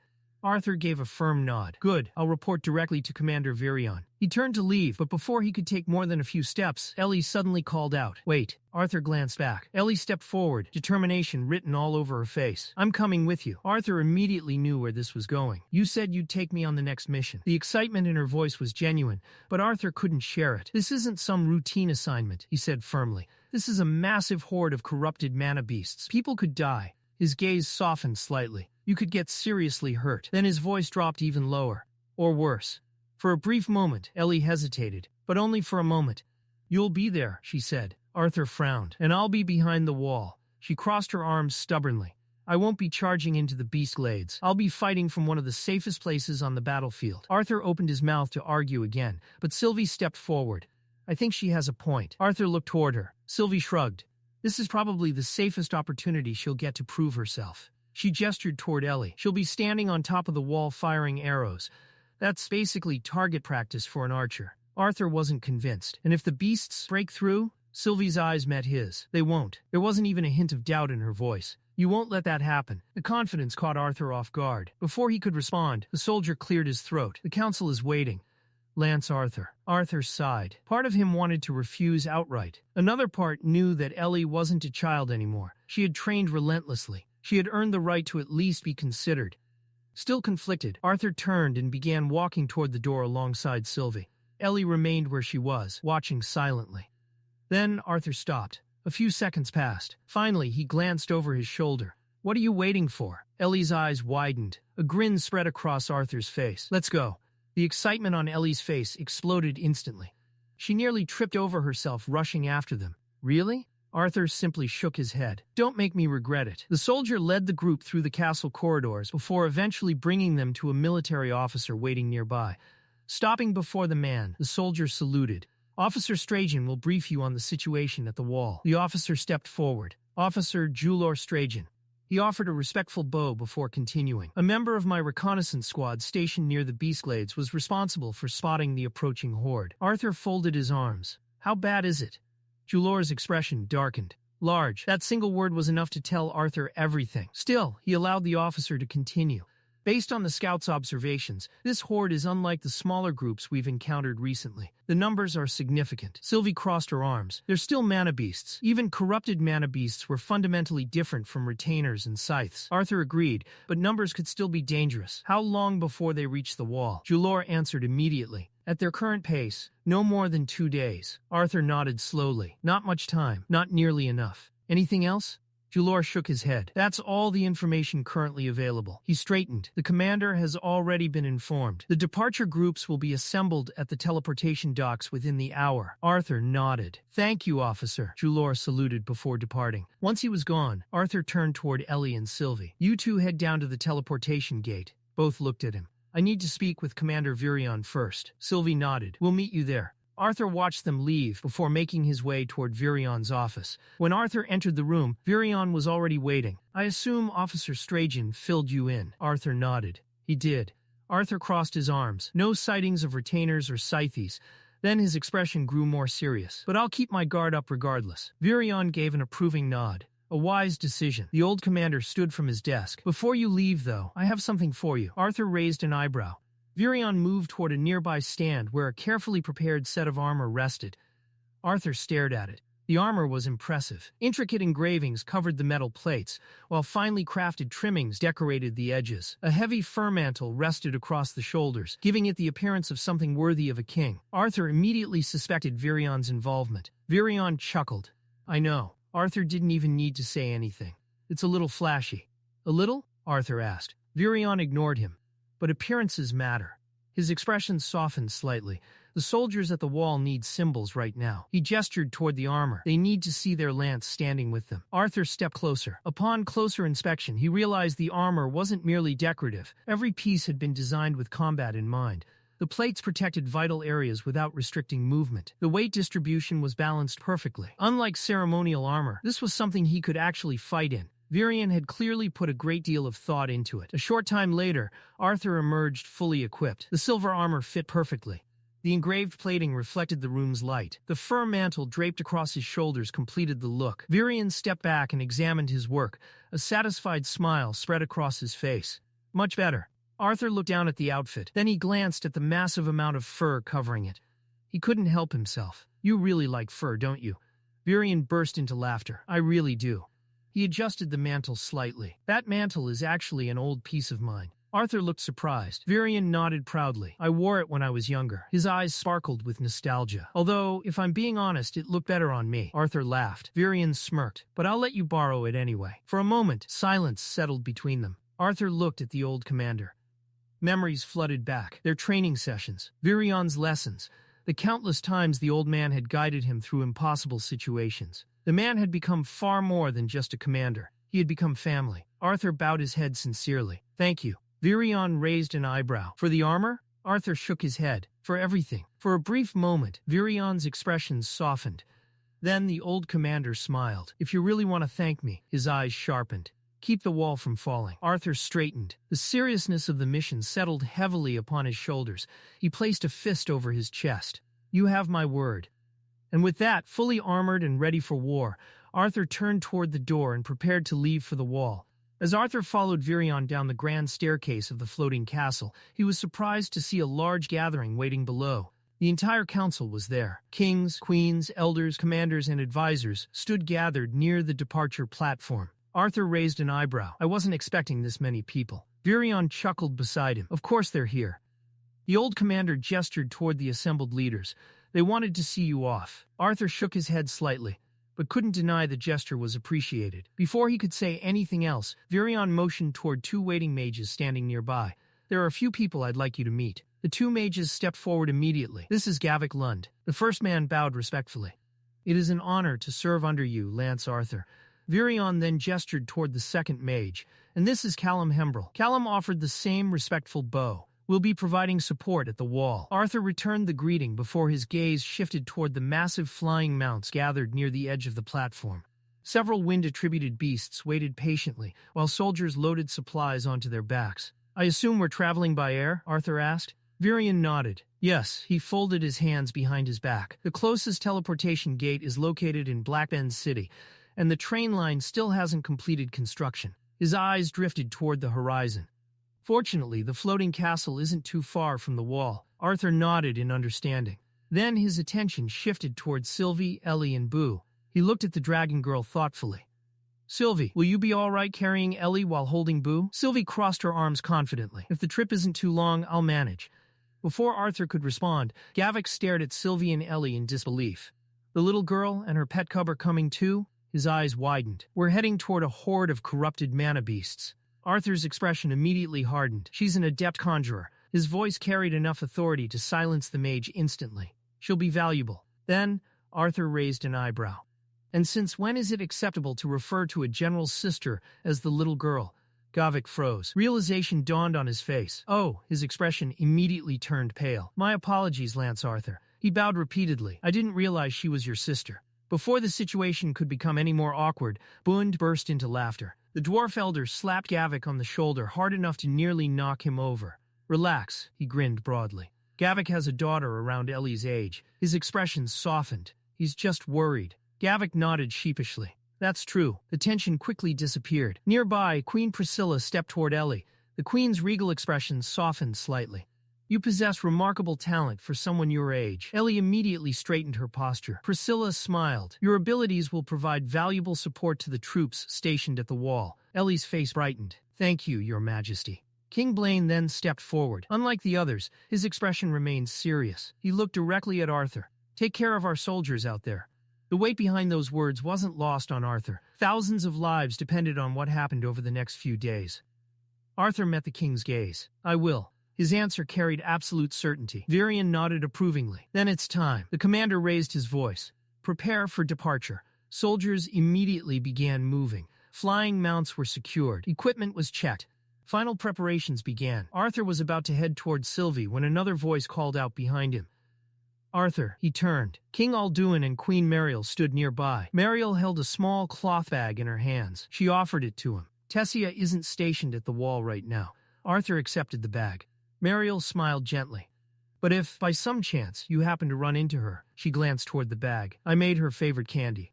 Arthur looked down before smiling. I'll make sure she gets it. Mariel laughed softly. You don't need to go searching for her. Then her eyes sparkled with amusement. You two always seem to find your way back to each other eventually. Arthur couldn't argue with that. At that moment, Sylvie moved forward. A brilliant flash of light erupted around her. Mana surged outward. Her body rapidly expanded. In only a few seconds, the small girl vanished. In her place stood a magnificent black dragon. Massive wings unfurled across the platform. Dark scales shimmered beneath the sunlight. The gathered council members watched in awe. Even after seeing her transformation before, it was difficult not to be impressed. Hun grinned broadly. "Good luck, boy," Arthur nodded. Then his eyes drifted toward Virion one last time. The old commander simply smiled. No further words were necessary. Everything that needed to be said already had been. Moments later, as they moved toward the edge of the platform, Arthur glanced downward. Clouds stretched endlessly beneath the floating castle. The ground was completely hidden from view. Sometimes he forgot just how high in the sky the castle truly was. The sight was enough to make even experienced mages uneasy. Arthur looked toward Ellie. "This is your last chance." Ellie immediately rolled her eyes. Arthur smirked. "You can still stay behind and enjoy all this comfort." He gestured toward the castle. The warm beds, the good food, the complete lack of giant corrupted monsters trying to eat you. Ellie crossed her arms. "You can't convince me now." Her expression remained completely determined. "I've already made up my mind." Then she glanced downward through the clouds. A nervous look appeared on her face. Although Arthur raised an eyebrow, Ellie swallowed. "I might be a little nervous about flying for the first time." Arthur laughed. "Just hold on tight." Sylvie turned her massive head slightly. "I won't drop you." Then her golden eyes shifted toward Boo. The bear cub was clinging to her scales with absolute terror. "And I won't drop you either." Boo let out a miserable whimper. That didn't seem to reassure him at all. Arthur couldn't help smiling. Then he looked toward the horizon. His expression hardened. "All right," Mana surged around him. "Let's move out." With a powerful beat of her wings, Sylvie launched into the sky. The group soared away from the floating castle and raced toward the wall. Hours passed. The sky gradually shifted from bright afternoon sunlight into the golden hues of evening. The journey was long. Eventually, both Ellie and Boo fell asleep. Ellie leaned against Sylvie's neck while Boo had practically wrapped himself around one of her scales. Arthur looked toward Sylvie. "It's been a few hours. How are you holding up?" Sylvie groaned dramatically. "It turns out that despite all my magical abilities and physical strength," she flapped her wings again, "I was not designed to be an efficient means of transportation." Arthur laughed. "We're almost there. You'll get some rest once we land." Sylvie huffed but continued flying. After a brief silence, she asked another question. "Are you ready?" Arthur looked toward her. "For what?" "The battlefield." Her voice became quieter. "You haven't fought in a real battle for a while." Arthur considered the question carefully. Then he answered honestly. "I'm not sure." His eyes drifted toward the distant horizon. "For the last 2 months, I've mostly been sparring against the same 5 mages." A faint smile crossed his face. In a strange way, his gaze sharpened. "Mana beasts are a lot more unpredictable than people." Sylvie laughed. "That's one way to look at it." A short while later, they approached the coastline. Suddenly, a massive splash erupted from the ocean below. The noise startled both Ellie and Boo awake instantly. Ellie nearly fell off Sylvie's back. Boo squealed in panic. Sylvie ignored them. "Arthur," her voice had become serious.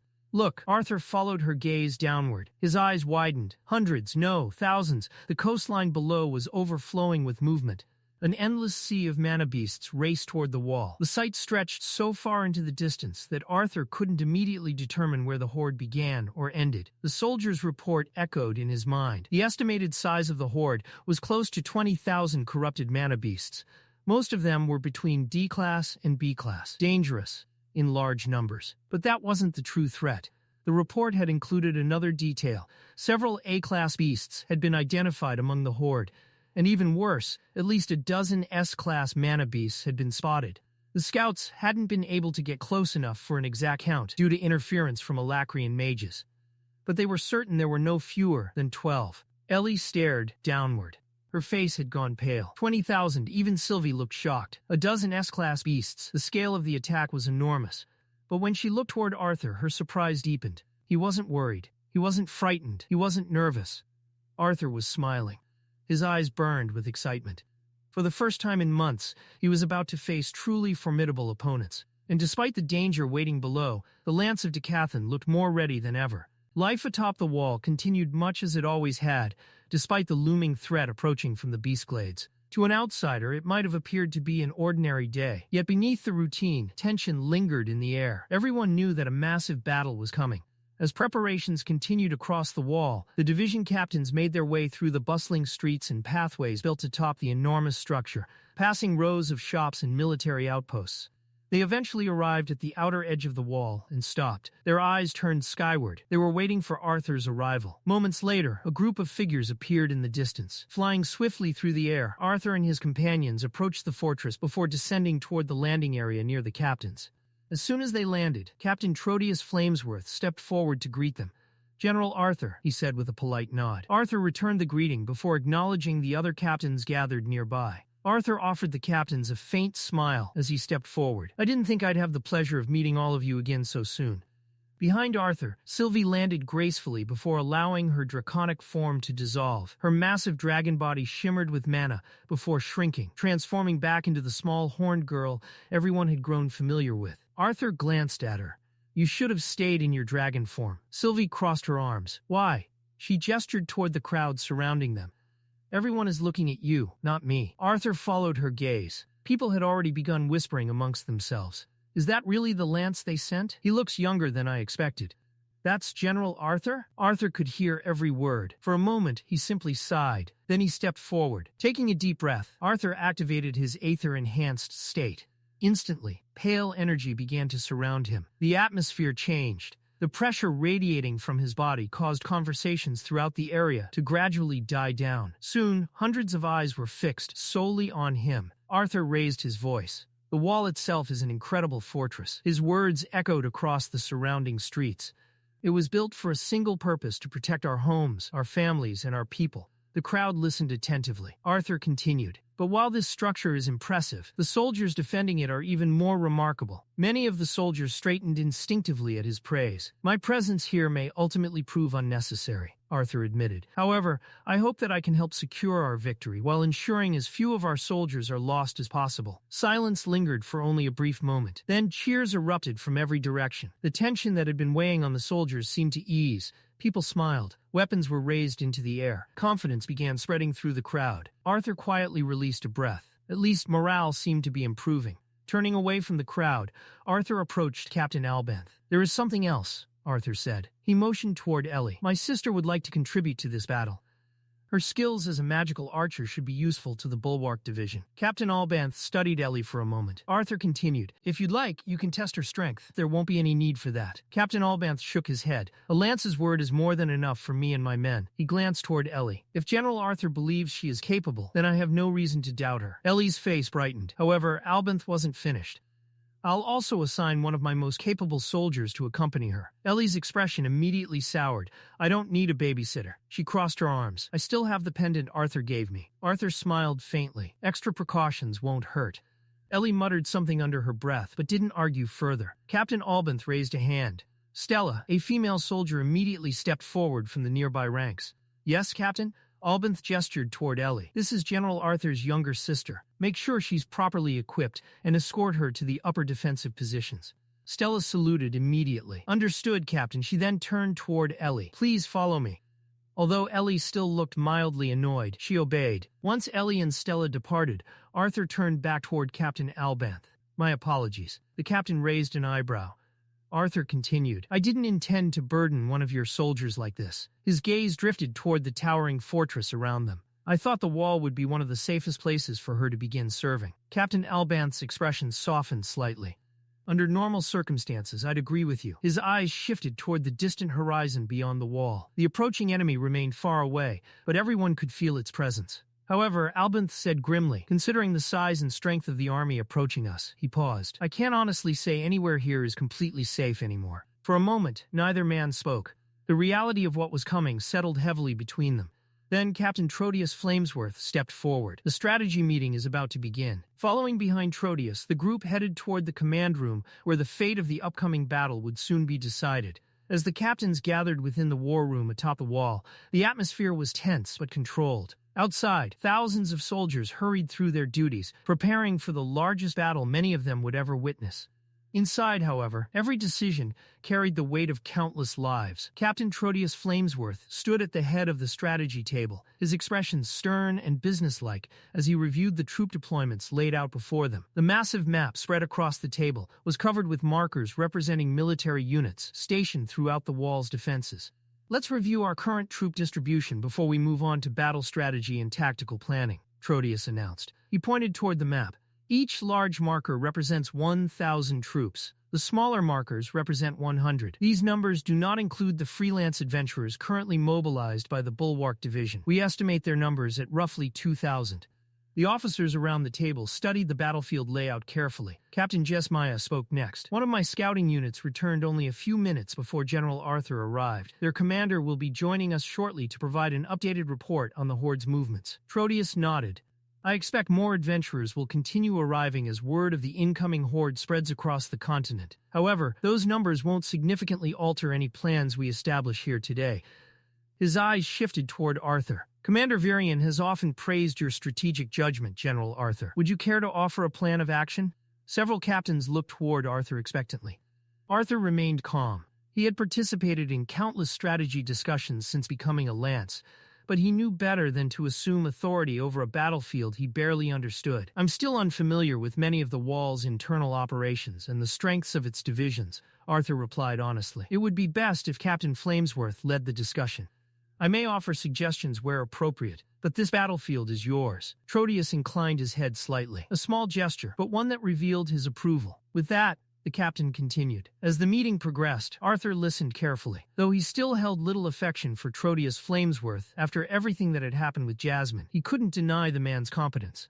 Trodius was efficient, cold, practical, at times, ruthlessly so, but those qualities made him exceptionally effective in a position of command. Arthur found himself reluctantly acknowledging that fact. Trodius moved several markers across the map. The fundamental objective is simple, he explained. We must kill as many corrupted beasts as possible before they reach the wall. His finger traced several paths across the battlefield. To accomplish that, multiple advance units will be deployed outside the wall's protective range. The room fell silent. Everyone understood what that meant. Those soldiers would be exposed. Some would never return. Trodius continued without hesitation. Several of these units will function primarily as delaying forces.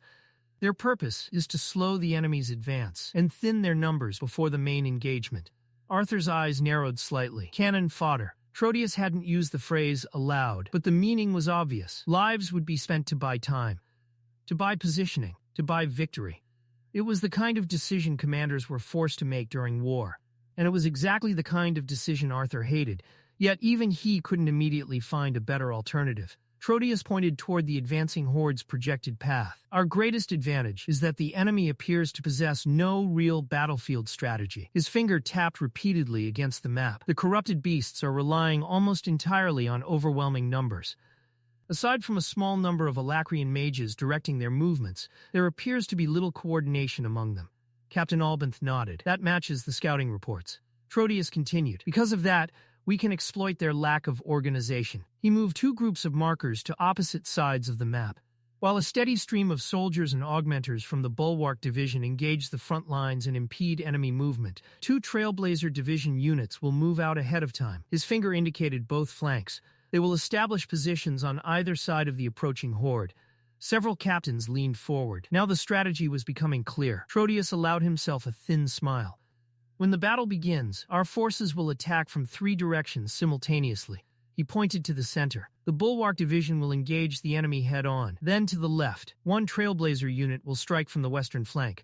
Then to the right, the second Trailblazer unit will attack from the east. The beasts will be trapped in overlapping kill zones. The officers around the table exchanged approving looks. It was a brutal plan, but an effective one. Trodius continued his explanation. By forcing the Horde to divide its attention and absorb attacks from multiple directions, we can drastically reduce their numbers before they ever reach the wall. His gaze shifted toward Arthur. And once the surviving beasts finally enter range, a slight smile crossed his face. The wall's conjurers, supported by General Arthur himself, should be more than capable of eradicating whatever remains. Arthur couldn't shake the feeling that something was wrong. As Captain Trodius Flamesworth continued outlining the battle plan, Arthur's eyes remained fixed on the map spread across the table.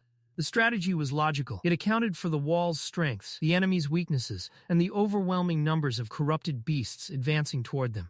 Yet despite all of that, A persistent sense of unease lingered in the back of his mind. Through their mental connection, Sylvie sensed his discomfort. While the lives of the soldiers being sent outside the wall certainly aren't cheap, she remarked thoughtfully, the plan seems fairly reasonable. Arthur shook his head slightly. No, it's not about that. Across the table, Trodius noticed Arthur's expression. The captain narrowed his eyes. Is something the matter, General Arthur? Arthur blinked before looking up. My apologies, he replied. I was simply thinking. Trodius folded his arms. Are you dissatisfied with the strategy I've proposed? Arthur paused. He wasn't certain how to explain the feeling. I'm not entirely sure whether this is a good strategy or a bad one yet, he admitted. However, his gaze drifted toward the battlefield map. I have a feeling this attack may be the enemy's last offensive on this front. Several captains exchanged confused looks. Captain Albanth frowned. What exactly do you mean by that? Arthur leaned forward. The Alacrians have been sending a steady stream of corrupted mana beasts toward the wall for quite some time now. He pointed toward the beast glades on the map. While effective, it's not a sustainable long-term strategy. His eyes shifted toward Captain Jesmia. You mentioned earlier that your Trailblazer division has cleared out most of the dungeons the Alacrians were using to conceal their teleportation gates, correct? Jesmia nodded immediately. That's correct. Arthur continued. We learned very quickly that the Alacrian teleportation gates hidden throughout the Beastglades have severe limitations. He tapped a finger against the table. Many of them can only be used a handful of times before becoming unstable. The room listened attentively. Even some of the more stable gates discovered by the Trailblazer division were deemed too dangerous for safe travel. Arthur's expression darkened. The fact that Alacria repeatedly gambled with the lives of its own soldiers just to move troops into Dicathen tells us quite a bit about their leadership. A few grim nods spread throughout the room. Agrona's ruthlessness was hardly a secret anymore. Arthur continued, with only a limited number of functioning gates available. Any Alacrian forces already inside the Beastglades would struggle to receive reinforcements or supplies. One of the officers spoke up. And with how dangerous the Beastglades are, they'd be lucky just to survive once those supplies run out. Exactly, Arthur said. He straightened, which is why I believe they may be committing everything they have left into this assault. The room grew quiet. Trodius studied him carefully. Even if I agree with that assessment, he said, how does it change our current situation? Arthur met his gaze. It changes the value of what we're sacrificing. Several officers leaned forward. Now they had his full attention. Arthur continued. If this truly is their final push, then we may need to reconsider our willingness to sacrifice soldiers simply to keep the wall perfectly intact. Captain Albanth's eyes widened slightly. If there's a way to avoid sending my men into a single-file death march, then I'm listening. Captain Jesmia nodded immediately. So am I. Before either could continue, Trodius raised a hand. Hold on. The room fell silent. The captain looked directly at Arthur. While I'm certainly interested in preserving as many soldiers as possible, I'd prefer a strategy based on more than a feeling. Arthur nodded. Fair. He wasn't offended by the criticism. Trodius was doing exactly what a commander should do. This is partly speculation, Arthur admitted. But regardless of whether my theory is correct, my position remains the same. He looked around the room. Keeping our soldiers alive must remain our highest priority. The words carried weight, not because they were revolutionary, but because everyone present understood how difficult they were to uphold during war. Arthur continued, we need flexibility. His finger moved across the map. Soldiers can be reassigned. Another movement, they can reinforce weak points. Another, they can respond to new threats. He looked back at Trodius. A wall can't do any of those things. Trodius crossed his arms, and if the wall is severely damaged, Arthur waited. The captain continued, we would be risking one of the most important defensive structures protecting both Sapin and Eleanor. His voice hardened. If the wall ends up in ruins and an Alacrian army attacks immediately afterward, what then? Arthur stared at him for a moment. Then he asked a simple question. Would a fortified wall stop enemy mages more effectively than living mages would? The room went silent. Trodius didn't answer immediately. Arthur continued, I'm not suggesting we abandon the wall. He pointed toward sections of the massive fortress. I'm suggesting that we sacrifice portions of the structure instead of sacrificing the people defending it. Several captains exchanged surprised glances. For a few moments, nobody spoke. Then Trodius slowly nodded. Go on. Arthur stepped forward. And for the next several minutes, he carefully outlined the strategy that had begun taking shape in his mind. Far away from the wall, deep within the fog-covered depths of the Elshire forest, another battle was unfolding. The clash was brief, brutal, and deadly. An Alacrian blade sliced through an elven soldier's chest. The elf froze. For a moment he remained standing. Then his body collapsed lifelessly onto the forest floor. Silence followed. The remaining members of the Alacrian team stood among the fallen elves, breathing heavily. Their armor was damaged, their bodies were exhausted, and their mission was far from over. As the group finally paused to catch their breath, Maeve immediately shattered any hope of rest. There isn't time for that. Her sharp voice cut through the silence. Put up the widest barrier you can manage. Then she gestured toward a nearby ditch. And once that's done, help me move these bodies. Without waiting for a response, she tossed a first aid pouch towards Cersei. Patch up Fane. Cersei caught the bag. Nearby, Fane grabbed the arrow protruding from his shoulder. Without hesitation, he ripped it free. Blood splattered across the ground. Cersei winced. Slow down. Fane barely reacted. While Cersei wrapped fresh bandages around the wound, the black-haired warrior stared down at him. Hurry up. His voice remained cold. Before I bleed to death. Cersei rolled his eyes but continued working. Then, Fane's expression darkened. This situation is your fault. Cersei paused. Fane pointed toward the forest. Ever since your little trip to that stream, we've been running non-stop. The accusation hung heavily between them. You realize what you've done? Fane asked. Every elf searching for us lowers our chances of completing this mission. Meanwhile, Maeve and Cole dragged the elven bodies toward the ditch. Fane continued, You're not the only one who's exhausted. His voice grew quieter. We all want to go home. For a moment, nobody spoke. Then Cersei suddenly froze. His eyes widened. Maeve immediately noticed. What is it? Cersei's gaze shifted toward the forest. His senses stretched outward. Then his expression changed. Two more. Everyone tensed. Maeve reached for her weapon. They're approaching carefully. Cole cursed. The barrier won't hide us if they've already detected our magic. The situation had just become significantly worse. Fane immediately stepped forward. His spear tightened in his grip. He looked toward Maeve. Go. Maeve understood instantly. Without arguing, she motioned for the others to follow. Cersei stared at Fane. What are you doing? Before Fane could answer, Maeve spoke instead. Fane is the only one fast enough. Her expression remained grim. He's going to draw them away. Cersei's eyes widened. Maeve looked back toward the forest, then toward Fane. He's buying us time. The realization settled heavily over the group. Fane wasn't staying behind because he wanted to fight. He was staying behind because someone had to, and if the rest of them were going to survive long enough to complete their mission, someone needed to lead the pursuing elves away, even if it meant facing them alone.